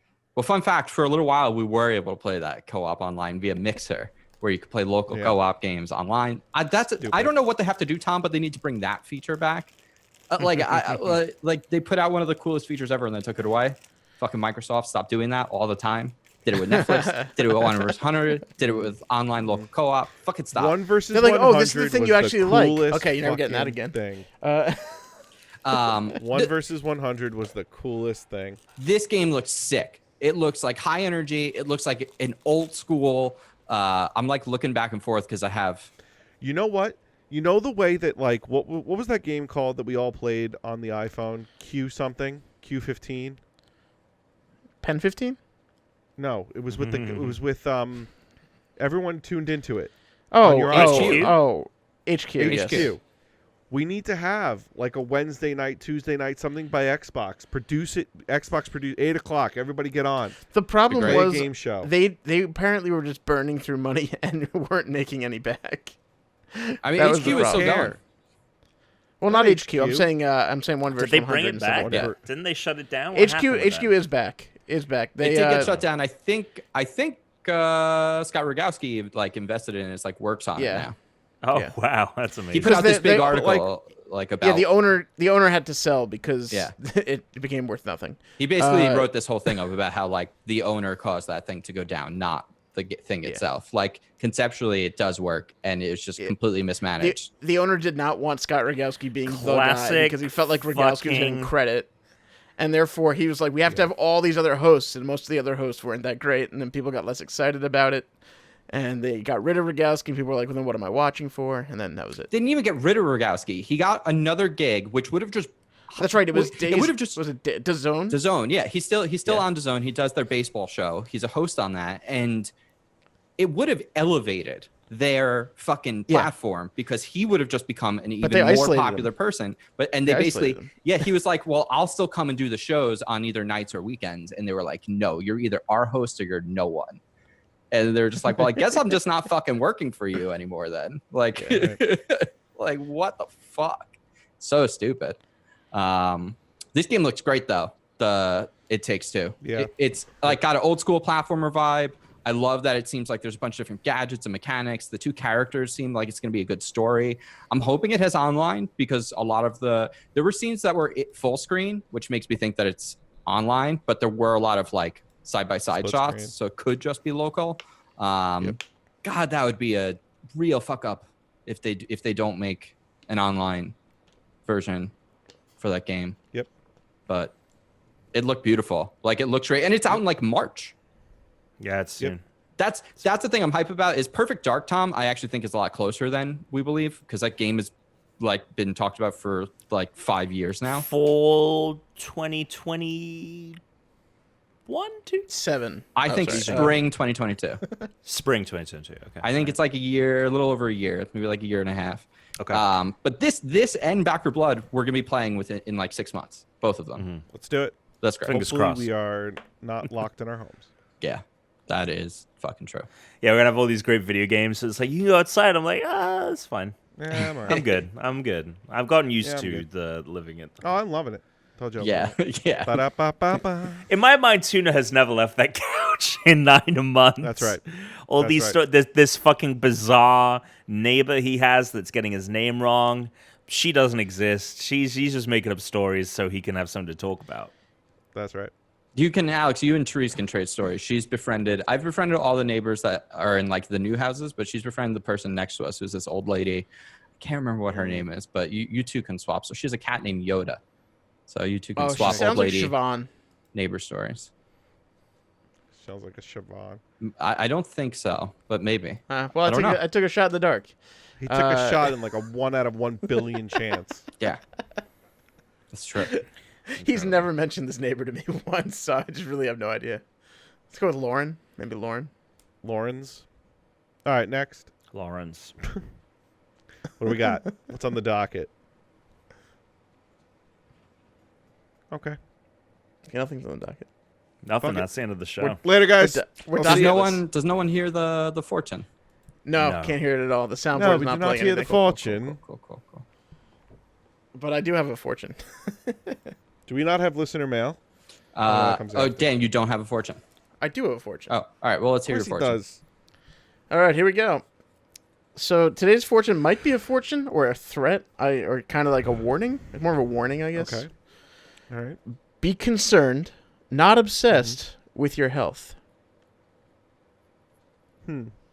Not a fortune, but more of a Vague warning? Should Vague you go get a warning. COVID test? yeah. No, vague it said warning. don't A little be bit. obsessed with it. Just concerned. So like I think it's more like a long-term obesity problem that they're worried about. maybe. Well, it doesn't say be concerned, don't panic. It says not obsessed. So I would think saying someone concerned about their health going to get a COVID test is aligned. I think I don't think I have COVID right now because I feel perfectly fine and I pass a test every day in the city. The stupid temperature check that I'm pretty sure does nothing. Oh, that's the daily check. All right. Yeah, so if you're in a couple weeks, if people are gonna be working like on stuff, like live events, then they're gonna actually have to get the test every day. But for us, we're not. We're just there live. We're not working on live events, which is different somehow. They don't care. They're just like, oh, here, make sure your temperature's not 170. Okay. Because we go in and check, and like the normal temperatures are like 92.4. And you're like, either we all have hypothermia, or this thing would have to be like, I'd have to have like 107-degree temperature for it to like set the alarm off. This sounds useless. This So, sounds not good, is what I There would was one say. day where we came in, and there's just security guard runs the thing. It's not even like a doctor or anything. Just the security guard was like, "Oh yeah, it's not working today. You can go on. We'll just come back later and check." Nice. It's like that's the whole Come point. back later. Come back later. Amazing. Anyway, the numbers. I the didn't read the numbers. fucking numbers. Oh yeah, the numbers. We got a 2. We got a 3. Wow. We've got a 34, a 36, 37, and 54. If those are your numbers, you win. Congratulations to someone out there in the world. Come on, Bigfoot, Volume 2. No. It's not come on, Bigfoot. What is it? What's with you? What's with Come you in the for, in and come ons for, today? Come come for. for. 4, sorry. You have to come for him without being in him For or on Bigfoot, him. back for blood. Also, Come don't for come it, for back yourself. You're doing it for Bigfoot. Come for blood. Oh, Oh yeah, yeah, there you go. All right. All right. Come on the Listener back stuff for or blood. We're Come going to blood do on the back. some listener mail. The sounds... this is a nightmare. Never working. Listener mail, email at unrankedpodcast.com. Honestly, the best thing you could do is click on the show notes, go to the Patreon, watch the video version, because that is the version to watch this week. You got to watch that video of Alex through the years. But also click on the Discord. You can leave a comment in there. No questions next week for the holiday episode, but the following week, we can do some questions. If you want to share, send in a memory, one of your favorite moments from the past 2 seasons, let's say. Oh my god. Or we'll be doing a Wheel of Punishment again. Maybe we'll select maybe like 10 or 12 listener suggestions for the wheel. So if you want to send in some suggestions for our next Power Hour Wheel They must be Punishment, reasonable suggestions. I'm also yeah, I'm we're also gonna going pick a handful of them. Yeah. I'm also going to hold up a little tease on the video for one of the upcoming holiday episodes. Just a little hint. Ah, yes. Just a little tease. Just a little Yes. tease there. Yes. Okay. For people that aren't Can't checking out the wait. video, I whipped out my dick. It's There the you go. we've mentioned it on the show before, so it's the Pocky One Chip Challenge. We've got our 1 chips. Therese is joining in. That is going to be. Do we all have our chips? Do we all have them? I have my chip. Yeah. I So have it. here's chip. the thing. I was reading on Reddit about the chip, and it said not only do you have to deal with the actual, like, it being really hot in your mouth, but there's, like, going to be, like, approximately 30 minutes of continuous cramping in your stomach afterwards. Yeah. I'm very excited. not Apparently, at if all. you eat a bunch of whole wheat bread and honey, and there's, like, a whole mix of things that are like Pepto shots and milk, then you can, like, make it just a reasonable stomach problem Nice. instead of stomach hell. I'm not looking forward to this Nice. at all. No. I am. I'm looking forward to seeing everyone else's reaction, I'm but I'm not looking forward to mine.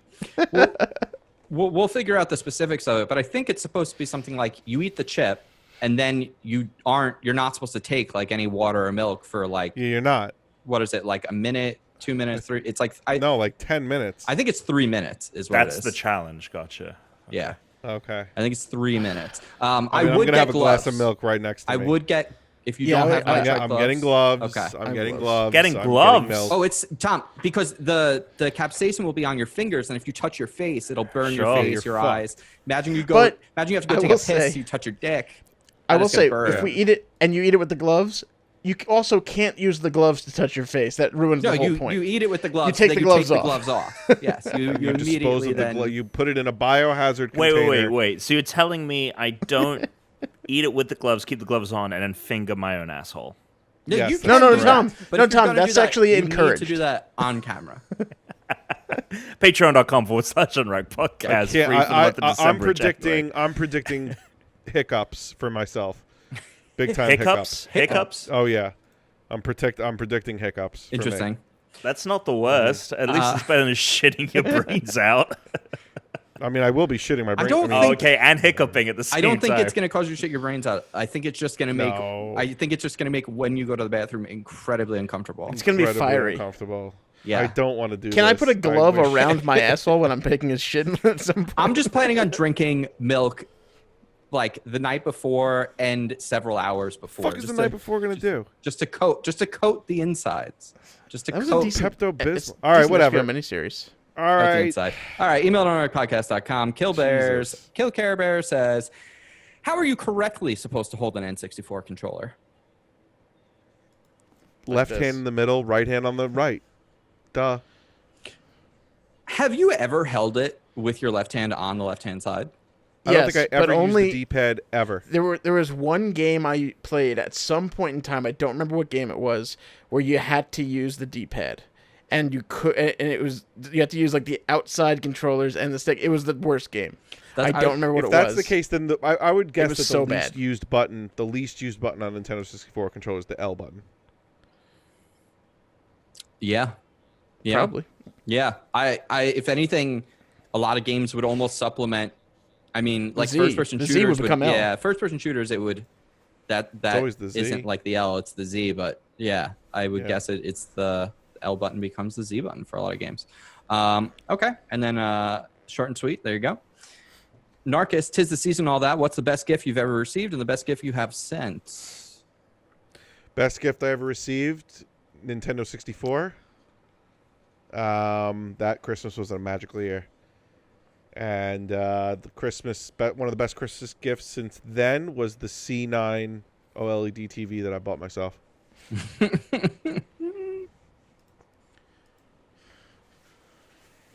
So- Tom, Dan. Best gift I've ever sent was the first year that Brooke and I dated. I got her a light box for like photography for her art pieces and stuff. So that's gotten a lot of use. Things like falling apart. Okay. Yeah, very cool. Might be time to get a new First- one. Yeah, maybe. Best gift I ever got. I have very fond memories of getting my Dreamcast.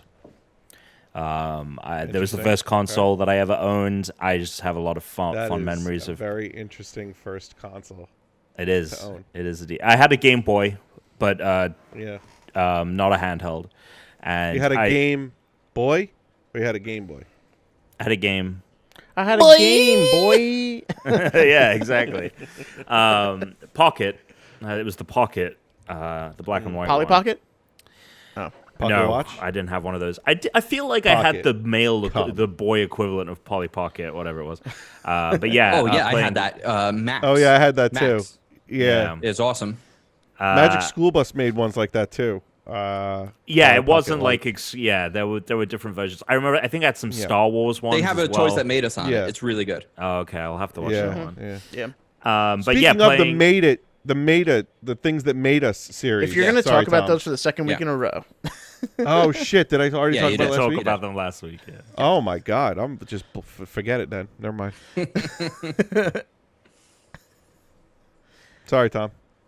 No, I mean that was the Dreamcast. Playing Ready to Rumble, Sonic Adventure, Crazy Yeah. Taxi, which is one of my favorite games of all time. That's Yeah. what about there. Give? All right, Dan. Hanukkah, Christmas, anything? Probably just for the birthday, the Sega Genesis when I first got it. Like I was like, Oh, very nice. it was like, what do you? My dad was like, what do you want? And it was just like an open-ended question. I was like, Sega Genesis. And like I remember being so excited when he finally agreed to it because I thought there's no way in hell I was getting it because it was so expensive in my mind when it really probably wasn't at that point. This is like 1995, 6, Right. and then no, it had to be like 95. But then I don't know. Like I'm trying to think of gifts I've given people that were great. I can't remember Gave anything me all that in a specific. bag of chips. That was a pretty good gift. That took a That lot was of good work. gift. Yep. All right, I'll go with gave the me all that and the the bag of chips. I show. gave him the DVD version of all that, which someone recorded. because you Yep. can't just find it anywhere. So I Right. got that, and I gave him a bag I of have chips. those. They're in my drawer, and a bag of Wait, chips. you that we still ate. the chips? Oh, okay, good. No. I- We ate the chips. Okay. Have you watched it at all? I watched I wanted to see like the first episode. Okay. It was very enlightening. The best Christian? gift I ever got. Mm-hmm. Our friendship. No. Boo. I think I would say if I'm going with Christmas, it would be an N64 probably as well. Copycat. Jesus Christ. Was I the only one who I was saved just up thinking their about own it, but damn like money? the GameCube wasn't on. Wait, on- if on you do pick Christmas. N64, then all of us picked a console. Well, but that's also why I'm saying if I'm going with Christmas, because Christmas is, like it usually was. Like I was getting video game stuff. That was like typically what my Christmas was. Yeah. So I guess, Magical time of year. but like, for my, one of the best things I ever got though was when Therese got me Hamilton tickets.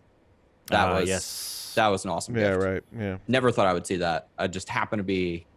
That was when I went to New York. That was the photo earlier, sloppy tuna for your bachelor party, and Right. I was in New York anyway, and she was working in New York on First Things First when they were launching that show. Mm-hmm. So I was like, "Well, I'll just come stay with you for a couple days." Had no idea, and she was just like, "Oh, got us Game of Thrones ticket." Or sorry, I was thinking Game of Thrones. Game of Thrones. No, because I was just thinking about Wow. that day. It was a good day. It was bring your uh, own Starbucks cup day. No, it was the Game of Yeah, Thrones. bring your own seats. Yeah. This question came up recently. It was like, what was like one of your best days? And that was like one of our best days because we all hung out. Like it was the bachelor party, and then I went and saw Therese. I got Hamilton tickets, and it was the last good season finale of Game of Thrones. It's like if you wanted to make a list like that Hey Arnold episode, like a Kid's Perfect Saturday, Yeah, right? You would put everything that happened that day Yes. down your list of the Yes. perfect day. yes, That's the perfect day. definitely. Yeah. And man, best gift I've ever given is hard because I feel like I'm gonna think about this later, and something's gonna pop into my head because I feel like there's in a handful of times where I had like a gift, and I'm like, this is the fucking gift. Like people are gonna fucking love. Like I've definitely had like a really good gift before that I've given, but like I'm not Right. coming up with much at the moment. Like I would say equivalent. Like Teresa's a huge Michael Bublé fan. I got her seats to go see Michael God, Bublé. I Mike remember Boobs. that, Years yeah. back. The boobs. I remember talking about The the boobs. Honestly, Boobs. he puts on a great show. Puts Yeah, on a great yeah. show. And, I and believe it. honestly, I You remember. know- and you know- honestly, you I remember wanna you know- saying that verbatim. You Oh, want yeah? to know who puts on a fucking great show? Fucking great show. You want to know who puts on a fucking great show? Who? Fucking On My Way. On My Way. I would like to reach in my This guy. heart. I love how I you didn't even tell us who the fuck it was. You just Well, started singing because the I only forgot song the that name of the anyone band as I good, was about because to I say It's a forgot it. the great name of show. the You don't band, even remember his name. Who sings On My Way? I don't. For some reason, the name Twisted Sisters in my head. I and guess know I would it's not. say No, it's definitely not Twisted definitely Sister. not the Twisted Sisters. Oh my my god, God, this is Twisted killing me. Sisters. Well, while you think of that, Kill Care Bears asked, "Do we get each other gifts?" We've given each other gifts in the Rusted past, Root. Sorry, but that did Rusted eventually Root. they were Send me great. on my way. We have gotten each other gifts in the Send me past. away. Yes. for birthdays. It wasn't a Christmas thing. For birthdays, it was never a Christmas thing. I got Dan for Bigfoot recently. I gave Tom Centipede the other time. These are the best gifts he's ever given. This is the best gifts I've ever given people. I got you Dragon Ball Tenkaichi. You got me the 2. Dragon Balls. Yep. I got you like a cool art piece that was like a film. It was made of metal. Oh yes. Got you that. I got tuned on a that- tiny yes. TARDIS at some point. Yeah, Dan got me a tiny Yeah. TARDIS that lit up when I think I got a phone call. I don't remember.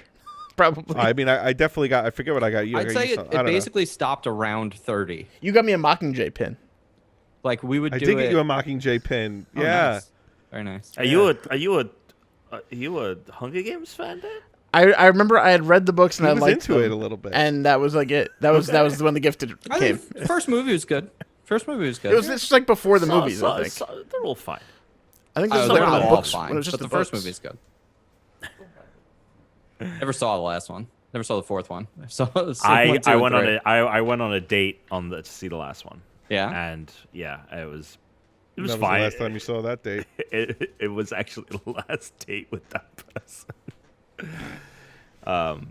Yeah. And from Addison there it is. Bowley, Addison has a quick rant here, fellas. Buckle in. I've played Call of Duty for around 10 years. It's one of my favorite games. I play the game in all different ways: zombies, multiplayer, competitive game battle matches, with my favorite being public multiplayer matches. In the recent years, Call of Duty has implemented SBMM, skill-based matchmaking in public matches, and it's single-handedly ruining my love for the game as well as a lot of the player base. I'm an above-average player. I go for high kill games and nukes every chance I get, as well as playing on money ladders and game battles. I do not need to be sweating my ass off in a public casual match. I understand what Call of Duty is really trying to do. I do. A lot of the player base doesn't get time to play and ends up getting destroyed in games, and let's be honest, it's not fun to get shitted on.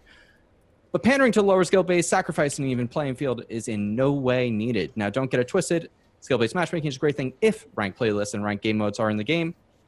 If I'm going to be playing against other players as good or better than me in the game, I want rank to reflect that. This is a AAA title. This isn't fucking amateur hour. Ranked playlists need to be in the game. And I keep on saying like Super Smash Brothers because I see SB.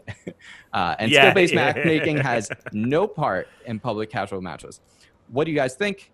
Maybe it's good for me to get a different perspective, but lower skill-based players have to understand something. If you want a bone thrown at you, let's try to make it so it's not the cost of the player base who built the legacy of the game. Would love to hear your guys' thoughts. Haven't wrote it in a while, but it's always good to hear a discussion on the show. Keep it up and continue to suck it. I'm just going to address that bottom part right there. Who's this? Addison Bowley. I'm going to address that bottom part right there. If you want a bone thrown at you, if you want a bone thrown at you, let's try and make it so it's not at the cost of the player base who built the legacy of the game. Player base that built the legacy of the game isn't the good players. That's like 0.01% of the players. If anything, they've stunted the game.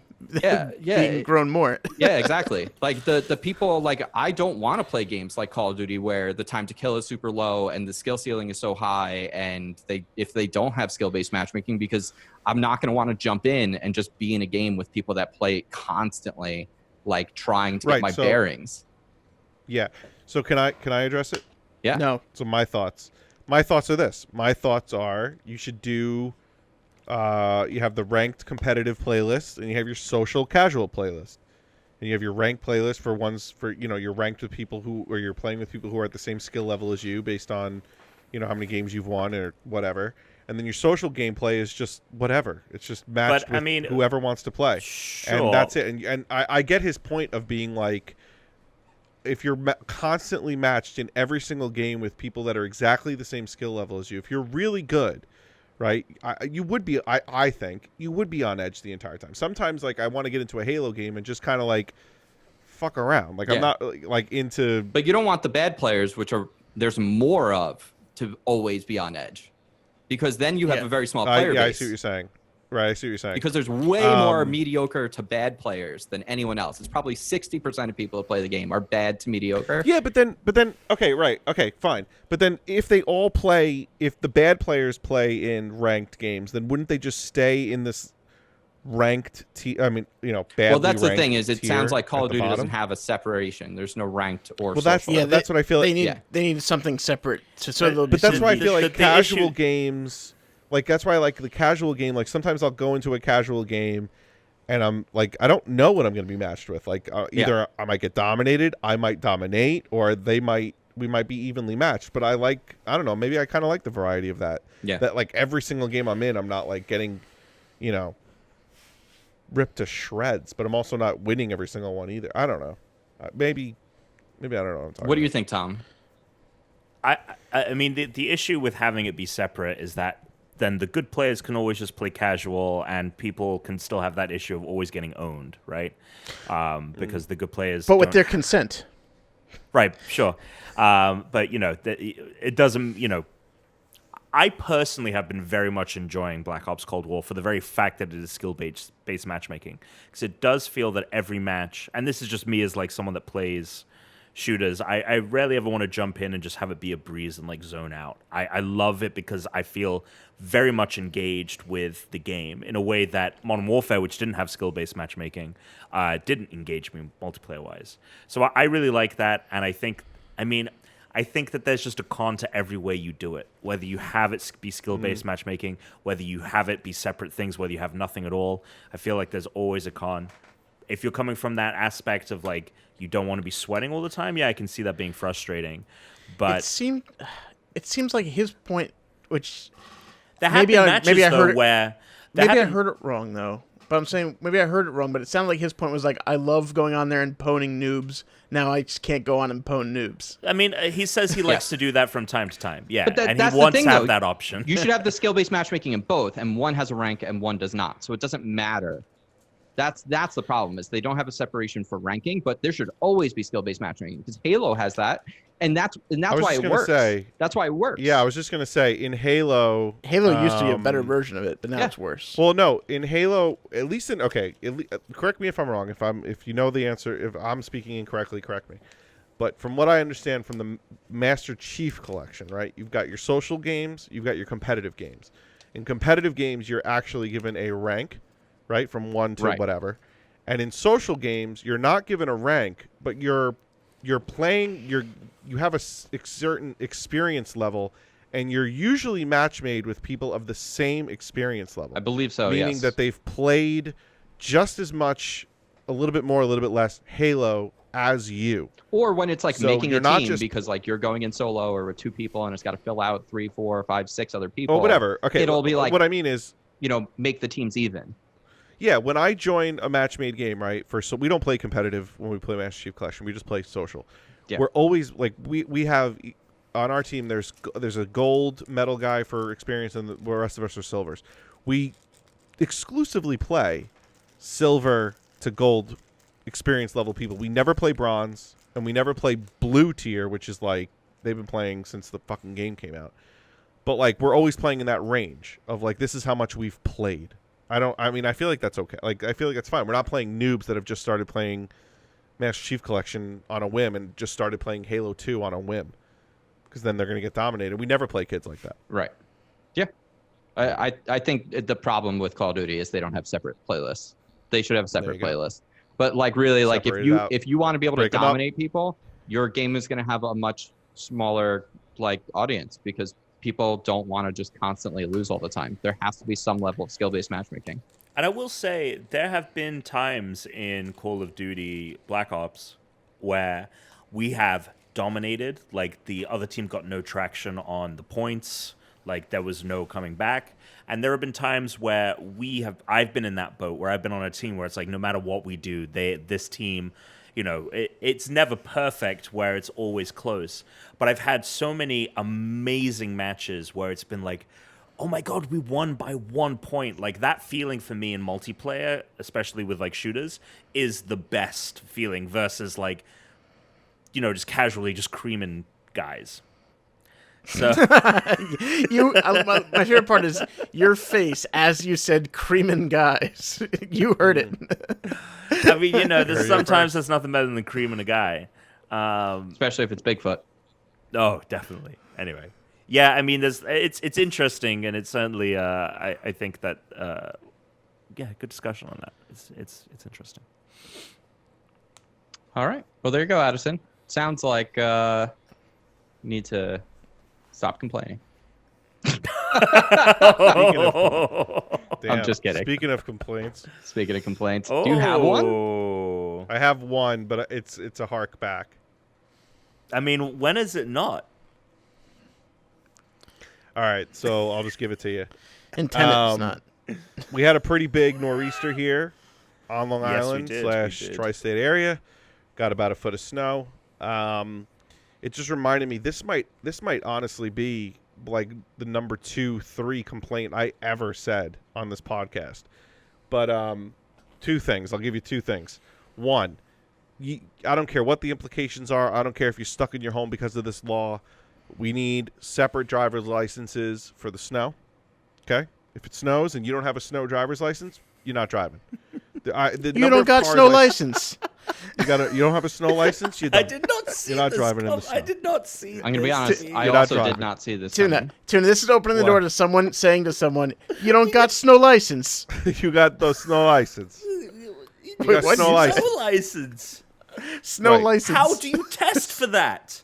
You just Snow. we get a snowmaker, and part of your after the parallel park, we see how you handle your car. We in rent the out a snow. ski All right. We rent out a Every ski DMV resort. needs to invest in a snowmaking machine. Yep. Yeah, the federal Yep. I government told you I don't should care what the spend implications are. hundreds of Yep. millions of I said I dollars. don't care what the implications are. I said I And don't give a shit. You're there with the DMV guys. Like, Uh-huh. great, you parallel parked. Okay. Yep. You did highway. We did you driving down Yep. the highway. Just give me an Yep. hour to cover this parking lot Tom, in snow. I've solved it. Yep. Tom, I've solved it. I've solved it. Okay, so we build a barge island that is just made as a snow-infested driving course, and you There you would go. just take a little ferry over to the island. What about the You'd people fly that out. live in the fucking You'd fly out. You'd fly out to the ferry. Chicago? Where's this Well, barge? Well, their barge is in the Right, middle of so- the lake. Put it in the Right. lake. So here's my thing: if you go out, if you go out into the wild without a snow license and your car gets stuck, okay, we You're should done. be allowed to we should be allowed to destroy it. Like the plow should be able to come through and just plow your fucking car. Sounds reasonable. I mean, dude, I told you I don't have care what had the implications are. you've had some I told you. wild ideas for society on this show. This takes the cake. Yep. This takes Yep. the cake. second thing Alex's is- government would be so big just for the regulatory body. Oh, in fact, There's Alex's so government much would be Alex's government would be a government 99% spending, like- regulatory bodies. That's all his government. His government would be like, It is- well, we have the person in charge of cashiers. It we is have a the person in fascist charge of police state. drivers." Yeah, Secretary of Dunkin' Donuts cashiers. The cabinet would be fucking Snow, huge. no. Here it is. There's the DMV, and then there's also the snow DMV. It is a winter wonderland at this DMV, 24/7, And 365. the thing is, as I live my life and as I walk around, new cabinets and new regulations will just form. Right? No, yeah. He just on a whim. He's just On a like, whim. oh shit, there needs to be a subcommittee. Tom, Yes. I just Well, thought here's my about other- it. The snow Go ahead. DMV is always kept at The 40 snow degrees or DMV. colder, so you're always cold when you're in the snow DMV. Yeah, Yeah. it's even worse than going to the regular DMV. It's even worse. And then there's tropical Mike's- DMV for like Right. driving in like the rainforests and like the Sahara. Really, the snow test for your driver's license should be, what kind of car are you driving? Can this car go in the snow? No? Then don't fucking do it. So you're just saying you need to have, like, snow we tires. Have vehicles graded, right? Exactly. Yeah, and? But also mean, your my driver's Camry, license, your regular if I driver's was a license doesn't dick- depend on the vehicle that you own. It will in my fucking world. I don't know You what. have the Honda driver's license. You have the Honda Civic driver's You have all the license. old Yeah. people. You have The old people are in Jeep. the loops. You're not worried about them. Unless I'll you tell have you right like now, a truck. my Camry cannot brave these roads. If I go out there on the roads when it's snowing, my car's getting stuck. I can take Okay. Brittany's Jeep. It's fine. But I shouldn't be allowed to go out in a Camry. You shouldn't be allowed out of the Don't house go out after in the this Camry fucking because conversation. you use your fucking brain. No, but people don't use their fucking Sure. brains, so we need to regulate them. But what harm are they? I mean, I guess they get into accidents, but there's already punishment. No, there's no steps. No, It's there's a no minority steps. No, report there's no thing, steps. Tom. No, there's along with this regulation. Yeah, there's an it's the enforcement arm. it's the punishment before the crime. We're gonna have the snow police out there checking licenses. snow If you don't have a police. snow license, you take it back to the. So are There's the Hey, snow this police- is- are the snow It's Can we the, get- snow, it's the snow troopers from Star Can we get Wars. Officer Thompson in here? He specializes in a foot to 2 feet of snow. By the way, the Yeah, snow police exactly. show They all up, have designations like 2 feet, 4 feet. They come Yeah. in via Yeah. dog sled. The snow police, like They they're all just have on the fucking huskies. Iditarod. They just all come have in. huskies. It's Paw Patrol. The snow police Yeah. is just Paw Patrol. Yeah, and then my second snow-related Oh complaint my god. God. is that No, I've let's said do it it. before. Yeah. I've definitely said it before. I'm sure you have. It's definitely been said on this podcast. If you said it once, you said it 1,000 times. Certainly not an Yeah. original thought. Definitely, absolutely not. But news channels should be like 5 to 10 minutes max coverage of the snowstorm. We don't need 5 to 6 hour coverage. No, I'm you with know you what? on that. only thing You you know do. what? I could look out the Actually, window. I disagree, Who Alex. cares? I disagree because Why? what else? What the other garbage they're going to talk about? I'd rather they just talk about the No. fucking snowstorm It's for just- 9 hours. That's I mean, also it's fair. you look out the fucking window, and you know the best part about when you watch these programs. I even think I've said this. Why before are you verbatim. watching the news? To get himself Well, angry. she's got News 12 on. She's got News 12 on. News 12 is the local Cablevision news channel here. You were born in the Um, wrong decade. You should have been born like Okay. 3 decades ago, so you could be 50 No. now. I'm watching it. I'm Chris, just saying. he'd this is be still- better off in still the an observation. 1930s. This is still an observation that's valid. And the second thing I'll say is the best part is when they're telling you, the news people are driving in their mobile weather lab, and they're talking about stay off the streets because the plows are trying to come through. You stay off the fucking streets, fucking dick, hypocritical Someone. piece of shit. Unbelievable. Or when they're out there braving the storm, fuck off. Stay inside. Next. I saw a great like Twitter thread that was like just various news reporters in various terrible situations, like in the Ridiculous. middle of a fucking storm. I could just see Tuna back in like 1930, like complaining. He's like, these kids in their Model Ts are just driving around at God. all sorts of speeds, like 30 miles per hour. They're gonna get in huge accidents on these cobblestone roads. It's gonna be terrible. I would have a complaint no matter where I lived. Or when I lived. Oh my God, Caveman Tuna. What would he complain about? How would we're he gonna say get a his complaints? solid. We're gonna get a solid Caveman week. Tuna would complain about the state of the artwork that was being But done how? on the walls. How, with What do what you mean, how? words? This is before words. I would have words. I'd probably start Xing out bad people. I mean, isn't one of your complaints there's too many letters in the alphabet? That's one of them, right? yes. Get rid of yeah. get rid of a couple of those. Get rid of, yeah. You Yeah. don't need a Q. Enough of that. Pre-alphabet. All right, You know- let's play a game. Let's play a game. Let's do it. Let's play a game. Guys, today, the game we're going to be I think playing I gotta bring you over here. is... I've got... So this is what I'm doing today, by the way, is I've got the regular... Oh, God. PC setup going. What's going on? Well, so this is my PC that I'm talking to you guys on. And then I've got the soundboard running through my Mac on the other screen. So that's why I'm And switching. it's not doing us any favors. Yeah, it certainly is not working right, which makes no fucking sense. I'm going to have to It worked figure it out. earlier. I don't know what Yeah, happened. I'm going to have to figure it out. But I do think the way this should work, it's good because then I can share screen and we can all still have our video up, which is the hope. So let's... All right. So what we're going to be doing today, you guys have spent a lot of time in Garage Sale Stop and going around ripping off people who are selling their old games. You guys have made a bundle, but now they've wised up and they've headed out on the road to the Retro Roadshow. And you guys need a new way to make money. And so you are all competing to be a new appraiser for the Retro Roadshow. And so how that's going to work is you're going to get a collection of games. I'm going to tell you how much those games may cost. And then you guys are going to have to tell me where they fit into. And here's an example. So here's 5 games. Here you have the Atari Brain games, 19. This was for the original Atari.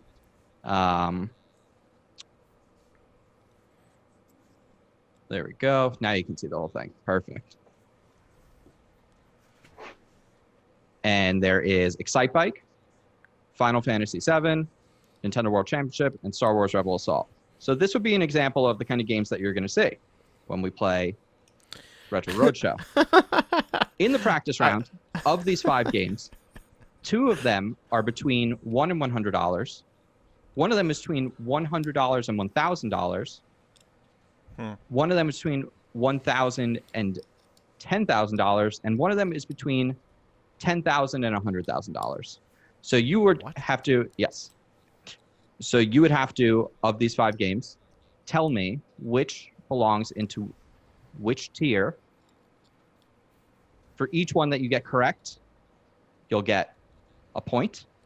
And then you're also going to send me a guess as to the total. Oh my god. We're only doing this once, or how many times are we doing this? We have 3 lots. So this is just the example. Oh, okay. All right. Okay. You're just going to take a guess at the total. So, I mean, I'm giving you some basic information up front.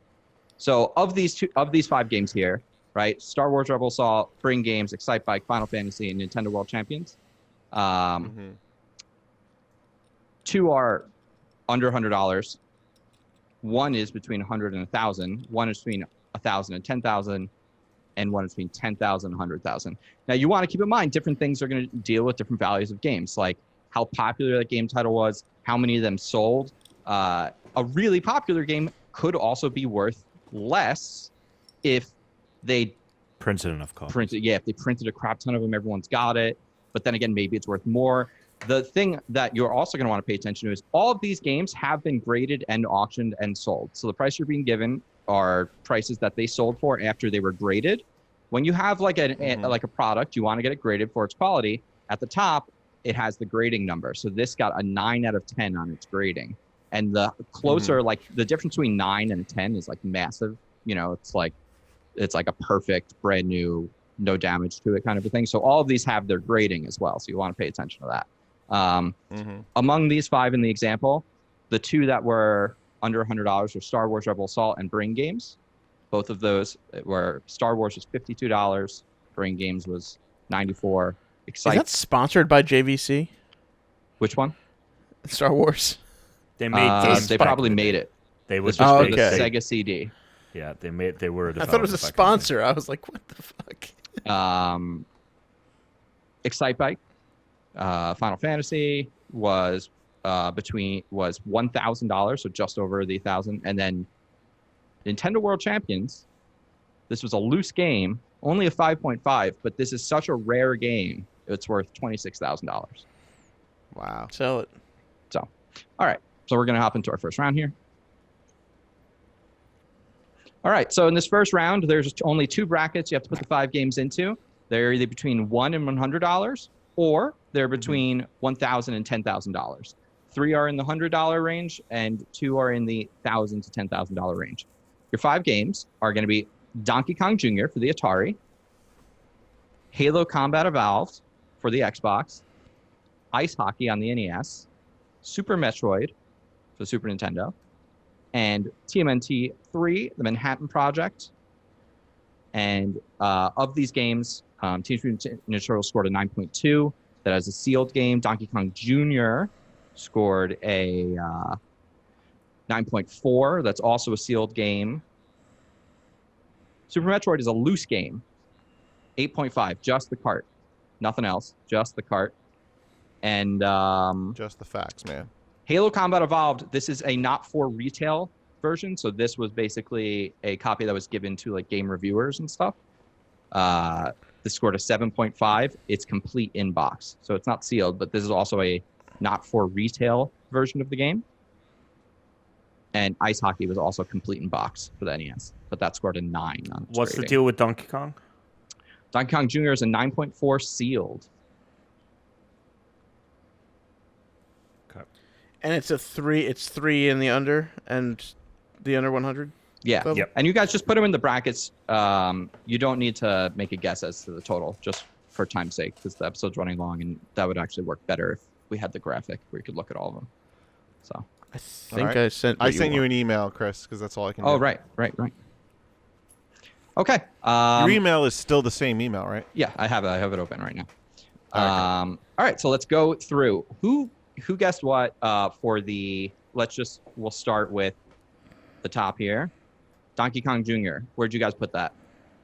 I put that in the 1,000 to 10,000 range, Christian. Same. Same. Okay, and Donkey Kong Jr.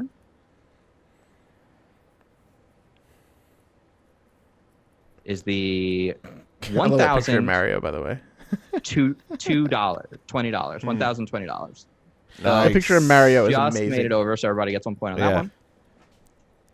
If you're not on the Patreon, go to the Patreon. These images are kind of funny. Halo Combat Evolved. This is a not for retail version, complete in box. Where'd you guys put it? I said under $100, Christian. Samesies. Also the same. Okay, great. And that was a $94 game. $94 for the original Halo is crazy. Ice Hockey. Where are you guys at? I put this bad boy between $1,000 and $10,000, Christian. All right. I went under 100. I agree with Tuna. I think this one's worth over 1,000. Ice Hockey, complete inbox, 9.0 grading for the NES. $99. Dan is the only one that scored a point there, taking a strong lead.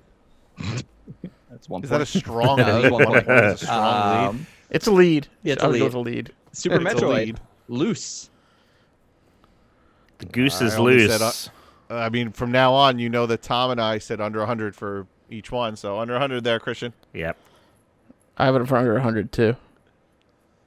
And that one was $41. Right. So TMNT.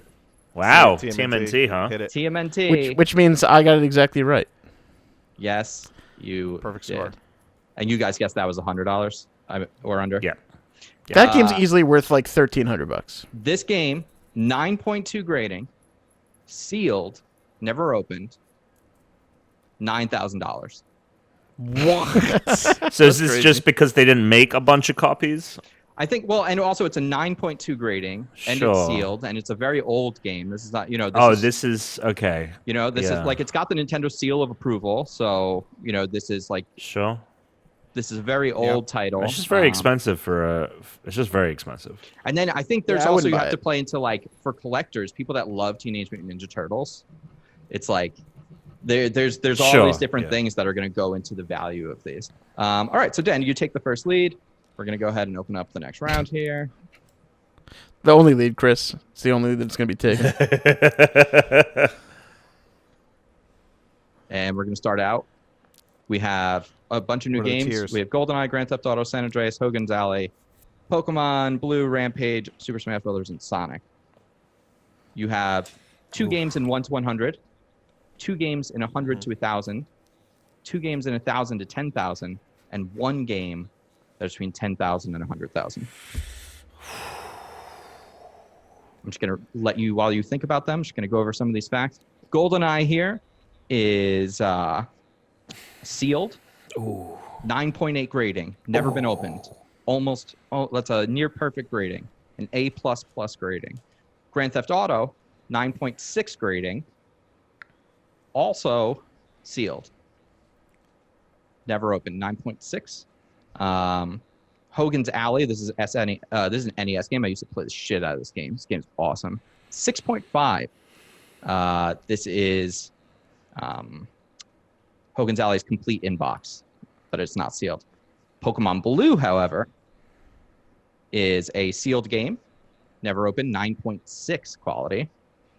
Rampage is another sealed game. 9.0 rating. This is for the original NES Rampage. And then Super Smash Brothers, never opened, sealed, 8.0 grading. And Sonic is a 7 on the grading. Sonic the Hedgehog is complete inbox. It has been opened, but you can kind of tell.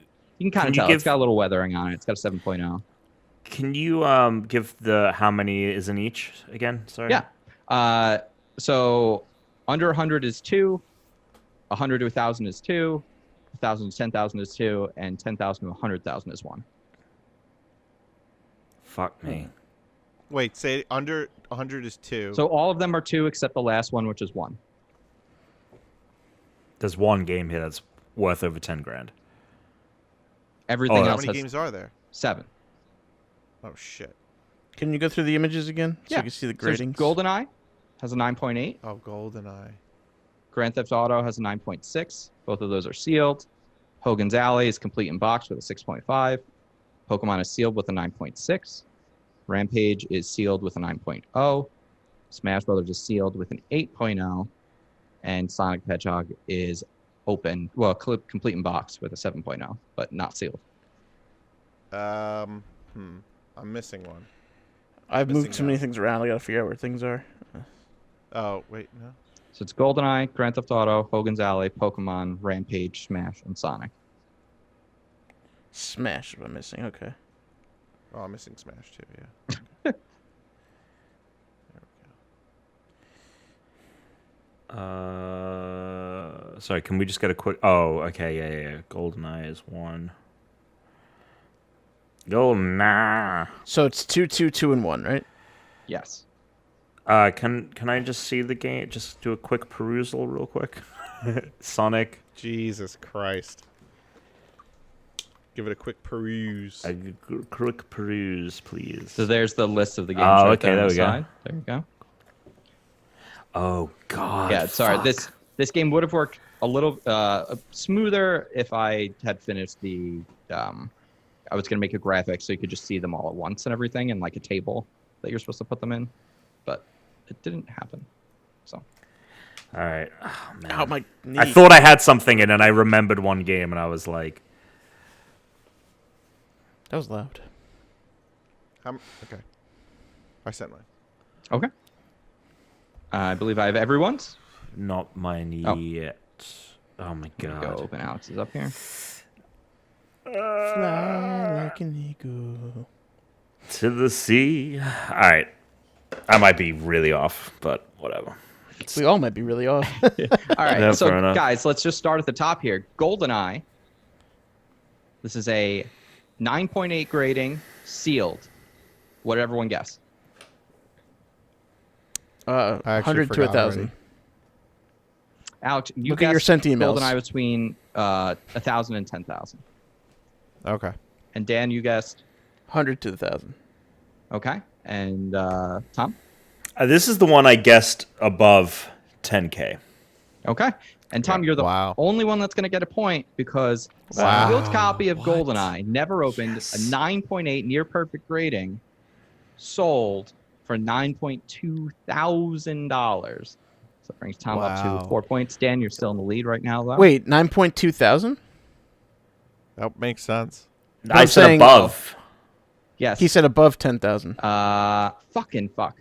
I screwed up on my notes. Hold on. Nice. So no one gets a point. Yeah, no one gets a point on that. You know what? I'm giving everyone a point on that one.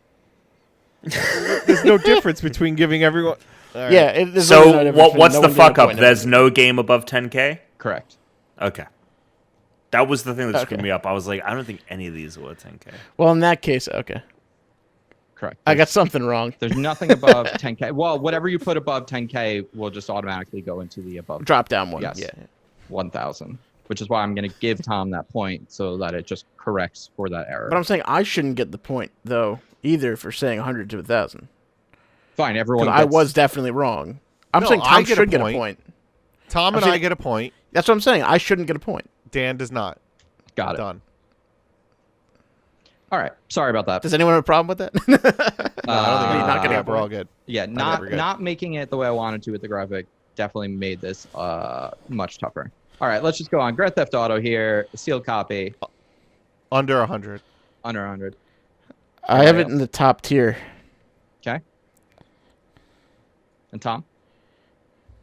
I said for GTA, I said this one is above 100 and below 1,000.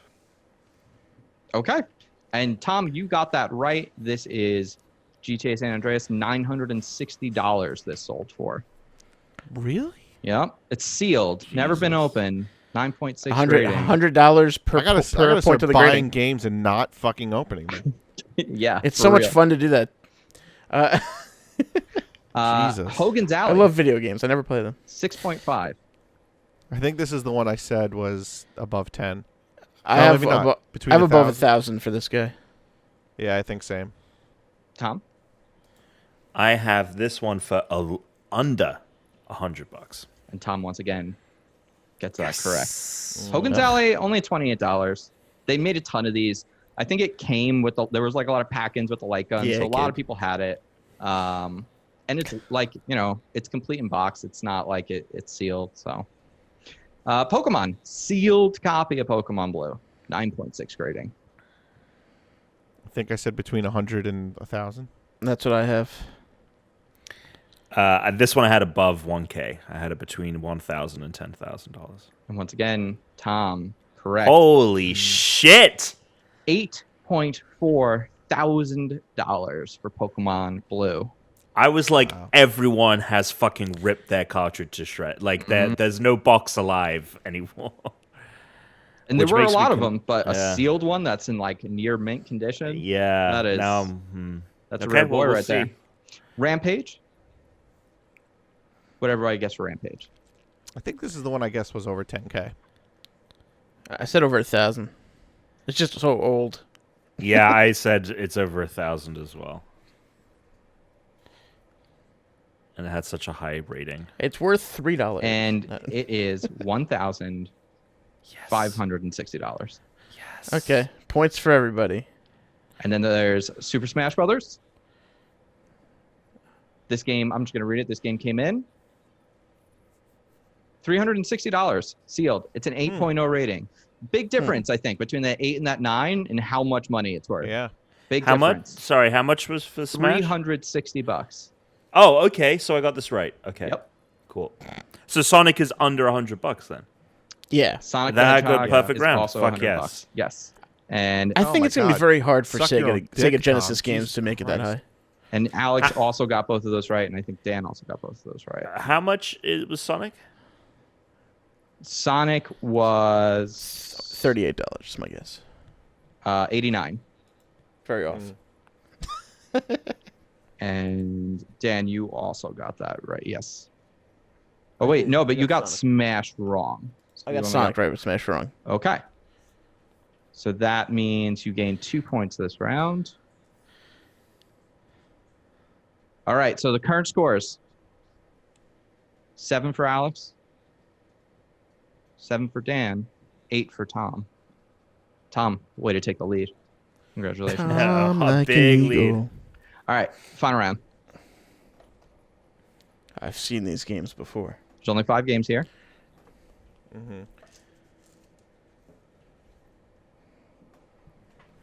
We have Anticipation, All right. Nintendo's first board game for the NES. Look at this family. If a 8.0. game doesn't scream $100,000 game, I don't know how it's not this. This is a sealed copy of the game. It's got an 8 grading, so it's good. It's not, near mint, but it's good. You've got Galaxian for the Atari. This is another sealed game. This is an 8.5 on its grading. Actually, all of these games are sealed, so I don't even need to. All of these are. Metal Gear Solid got a 9.8. Near mint. Pac-Man, the original Pac-Man, and Super Mario Kart. So all of these games are sealed. There's one in each category except 1,000 to 10,000 has 2 games. So under 100. Is 1, 100 to 1,000 is 1, 1,000 to 10,000 is 2, and over 10 is 1. So one of these games over 10 grand. 2 of them are over 1,000, but under 10 grand.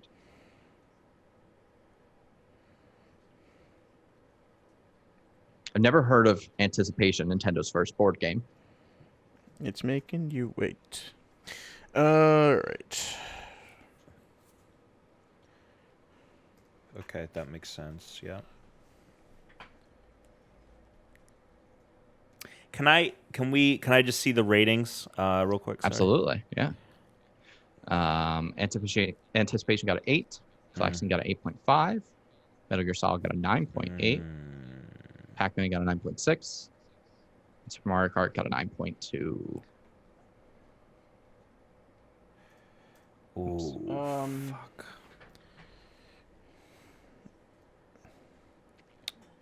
And you said there's 2 in the 1,000 to 10,000 tier? Mm-hmm. Okay. So 3 of these games are over $1,000, but only one of them is over $10,000. Can I just look at Anticipation Galaxian real quick? Yeah, an 8 8. Okay. and an 8.5. Okay. Sorry, there's a very messy version of the game today. I'm in. Oh, fuck.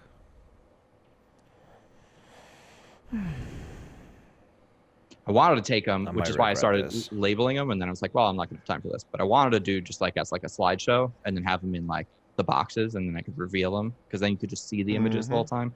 Be a lot easier to do it that way. So that next time. I think I did it right. Let me know if I at least got the categories and numbers of games correct. Yes, you did. Good. All right, everyone has their stuff in. Yeah, I sent it in. Yep. All right. Yep. Let's just do it this way. What did everyone guess is the game that's under $100?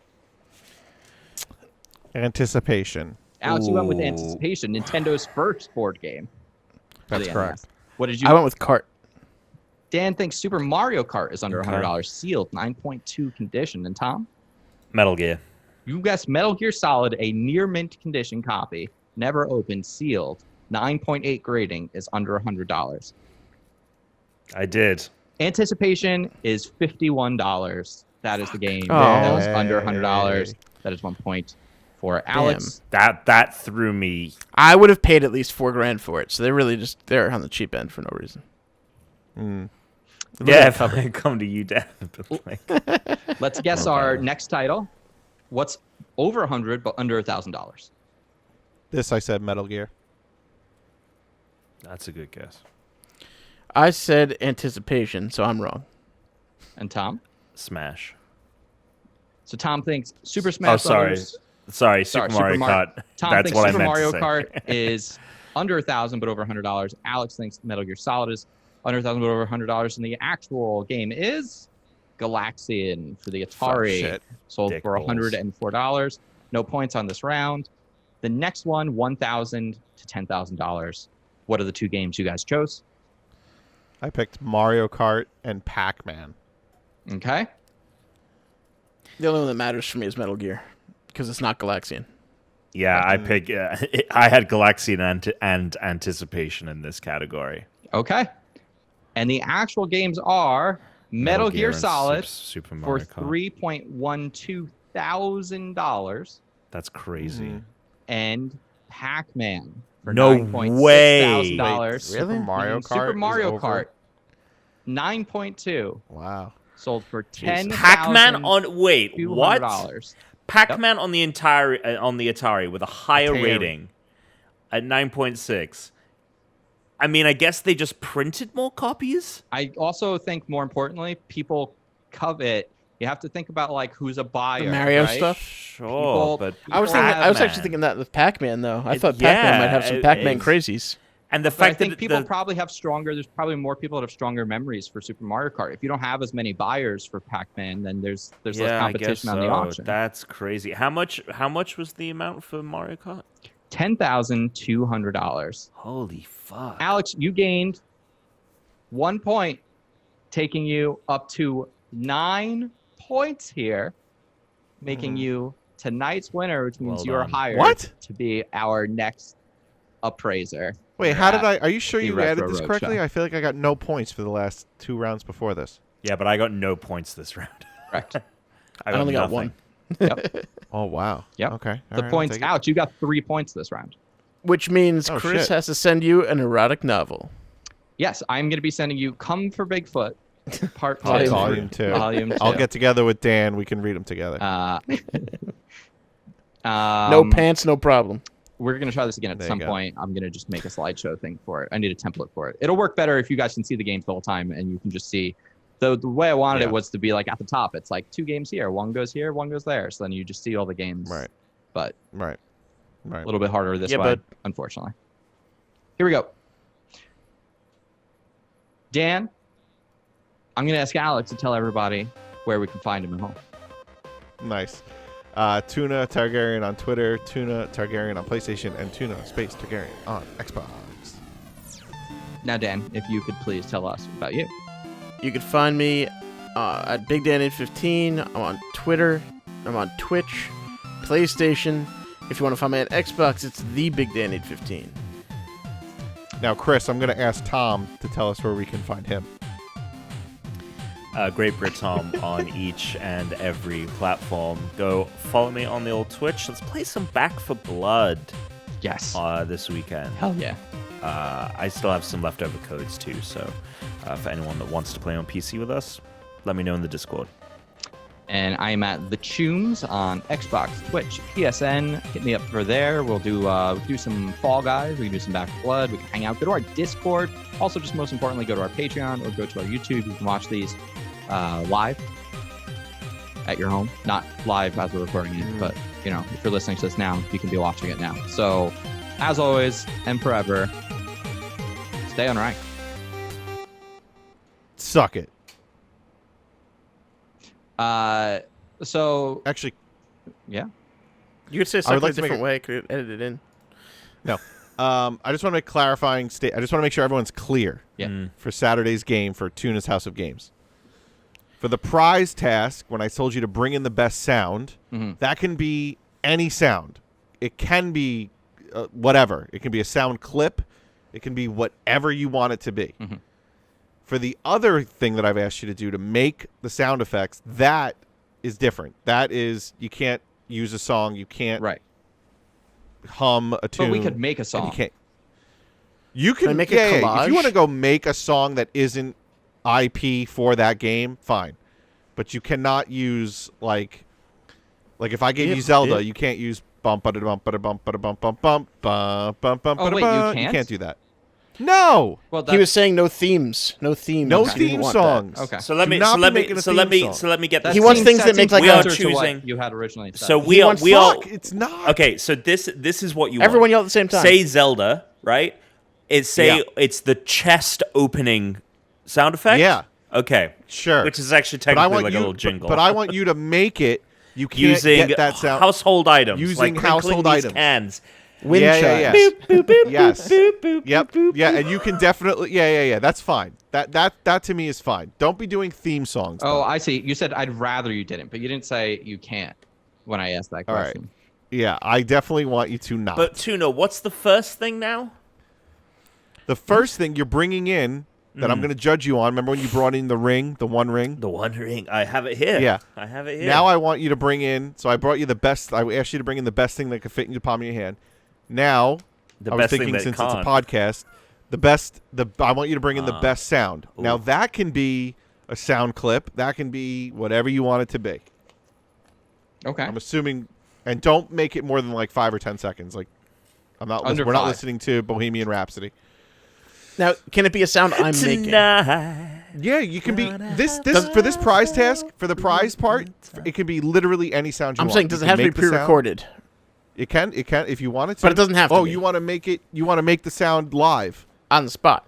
You can make the sound live on the spot if you want to. I don't know if I see want any to or not, reason but I just why. want the option. Okay. I don't see any reason why you can't. And that's it. Okay. That's good. All right, everybody. Yeah. And there you go. So What everyone think of Mandalorian? I was about to say, yeah, tomorrow, final episode. So the episode last week. I love Bill Burr. I didn't love this episode. Yeah, Bill Burr I didn't was like good. it as a. He was I surprisingly didn't like good. it as a penultimate. I didn't like it as the episode before the finale. I could see that. It did. It felt like, I mean, it doesn't directly, in a way, feel like it follows the stakes of the previous episode.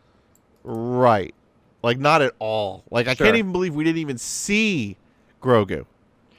Yeah. Wait, didn't we?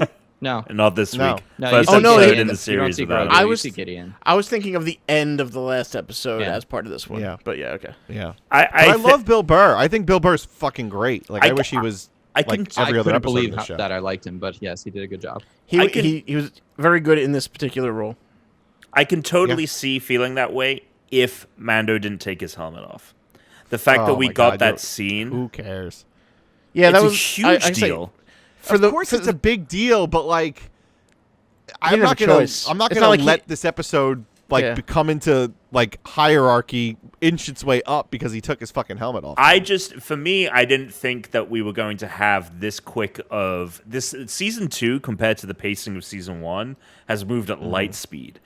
Bring in Ahsoka, having Mando question his faith, having other Mandalorians come in and be like, "You're a fucking nut for wearing your helmet all the time." Like fucking kiss someone. You never kiss someone. Good. I don't Yeah. want to waste time. I want. No, the I show to know, fucking Yeah, 100, yeah. 100%. And so I didn't. I thought that they'd slow burn this whole like him sacrificing his code and sacrificing all everything he's known for. But there's only Grogu. like 2 more seasons of it. Like they got shit to do, you know.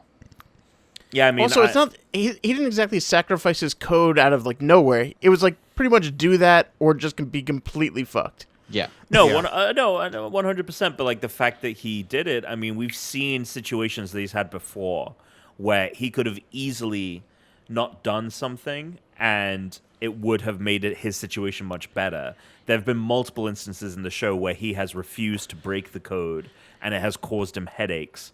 My And- point is, headaches are different than 100% chance of being dead. I mean, he could have killed all those people in the room, and all those people died in the room. I'm not saying that. I'm not saying that it wasn't the hardest, most difficult situation that he had to like figure out or whatever. I'm just saying it was a big moment, and seeing it for that extended period of time, him sitting there, I thought it was really powerful. I honestly thought this episode was really powerful, and I thought when he called, really powerful. yeah, and I thought when he called Moff Gideon at the end and did the Wait, like Tom, did you watch this right after Tenet? no, I watched this last week. I get what he's so I was saying. just I like- think it was interesting because it's one of the very few times I mean, I can't even recall it, but they like humanized what it's like to fight for the Empire and what it means to be a part That of was the also Empire. very interesting, Like that yeah. was like the impetus of the entire conversation. Like having for Bill TIE Burr's fighters show character. up and Yeah. fucking murking those Yeah, the TIE pirates fighters and be showed up like they were yeah. civilians. Like it Yeah, was just like the dope. rebels, you know, and that was was Bill very Burr's cool. whole thing was like we're not that different. Like so We're it- just people. yeah. Yeah. And like, I mean, if you think about it, like the people like that they're fighting against are like You mean your villain is the other side's hero? Yeah, I mean, like he was killing like basically like people that like live on that planet, like who just like that don't want Yeah. the Empire there, like, like you know. Mhm. So it's I thought it was good. I agree, Alex, that like it wasn't the episode I wanted it to be, but it was still good. Yeah. But it's giving me more hope. Just get rid of that Fett. Kill him off. Kill him off. I liked the inside of his ship. The inside of Boba Fett's ship, how it's like a Dude, hole seeing Yeah. Slave that One. like Yeah. the way it. Oh, they really got to change the name of that thing if Mandalorian gets that ship. Slave They One. the hull rotates like within the ship so that you don't have to Yeah. right yourself. That was fucking cool as hell. That was awesome when they're like sitting inside it and you just see it moving around them. Very cool. Mhm. Very, very cool. What do you think we're getting in the next episode? Final episode of the season. We'll probably see Grogu. Yeah. Good. That's good. That's a good guess. Do you Um, think he gets it back? Do Gets him you back? think? Sorry. Do you think? No. Do we Back. think he gets Grogu No. back? And do we think that the Jedi that Grogu communicated with shows up? I feel like that I has to think- be like the tease at the end. Yeah. I think Yeah. like he I think ends you up get the back of seeing the him at some person's point head. though, but not quite. I think you get the back of the Jedi's head, Sure. maybe yeah. not- Back of the Jedi's Yeah, head. Exactly. back of the Jedi's head. Do you think? Yo, the what run- if do it's we already, just? do we know What the- if it's just back of the head, blonde hair? We Yeah. pan down, Luke's green lightsaber. Yeah. Right.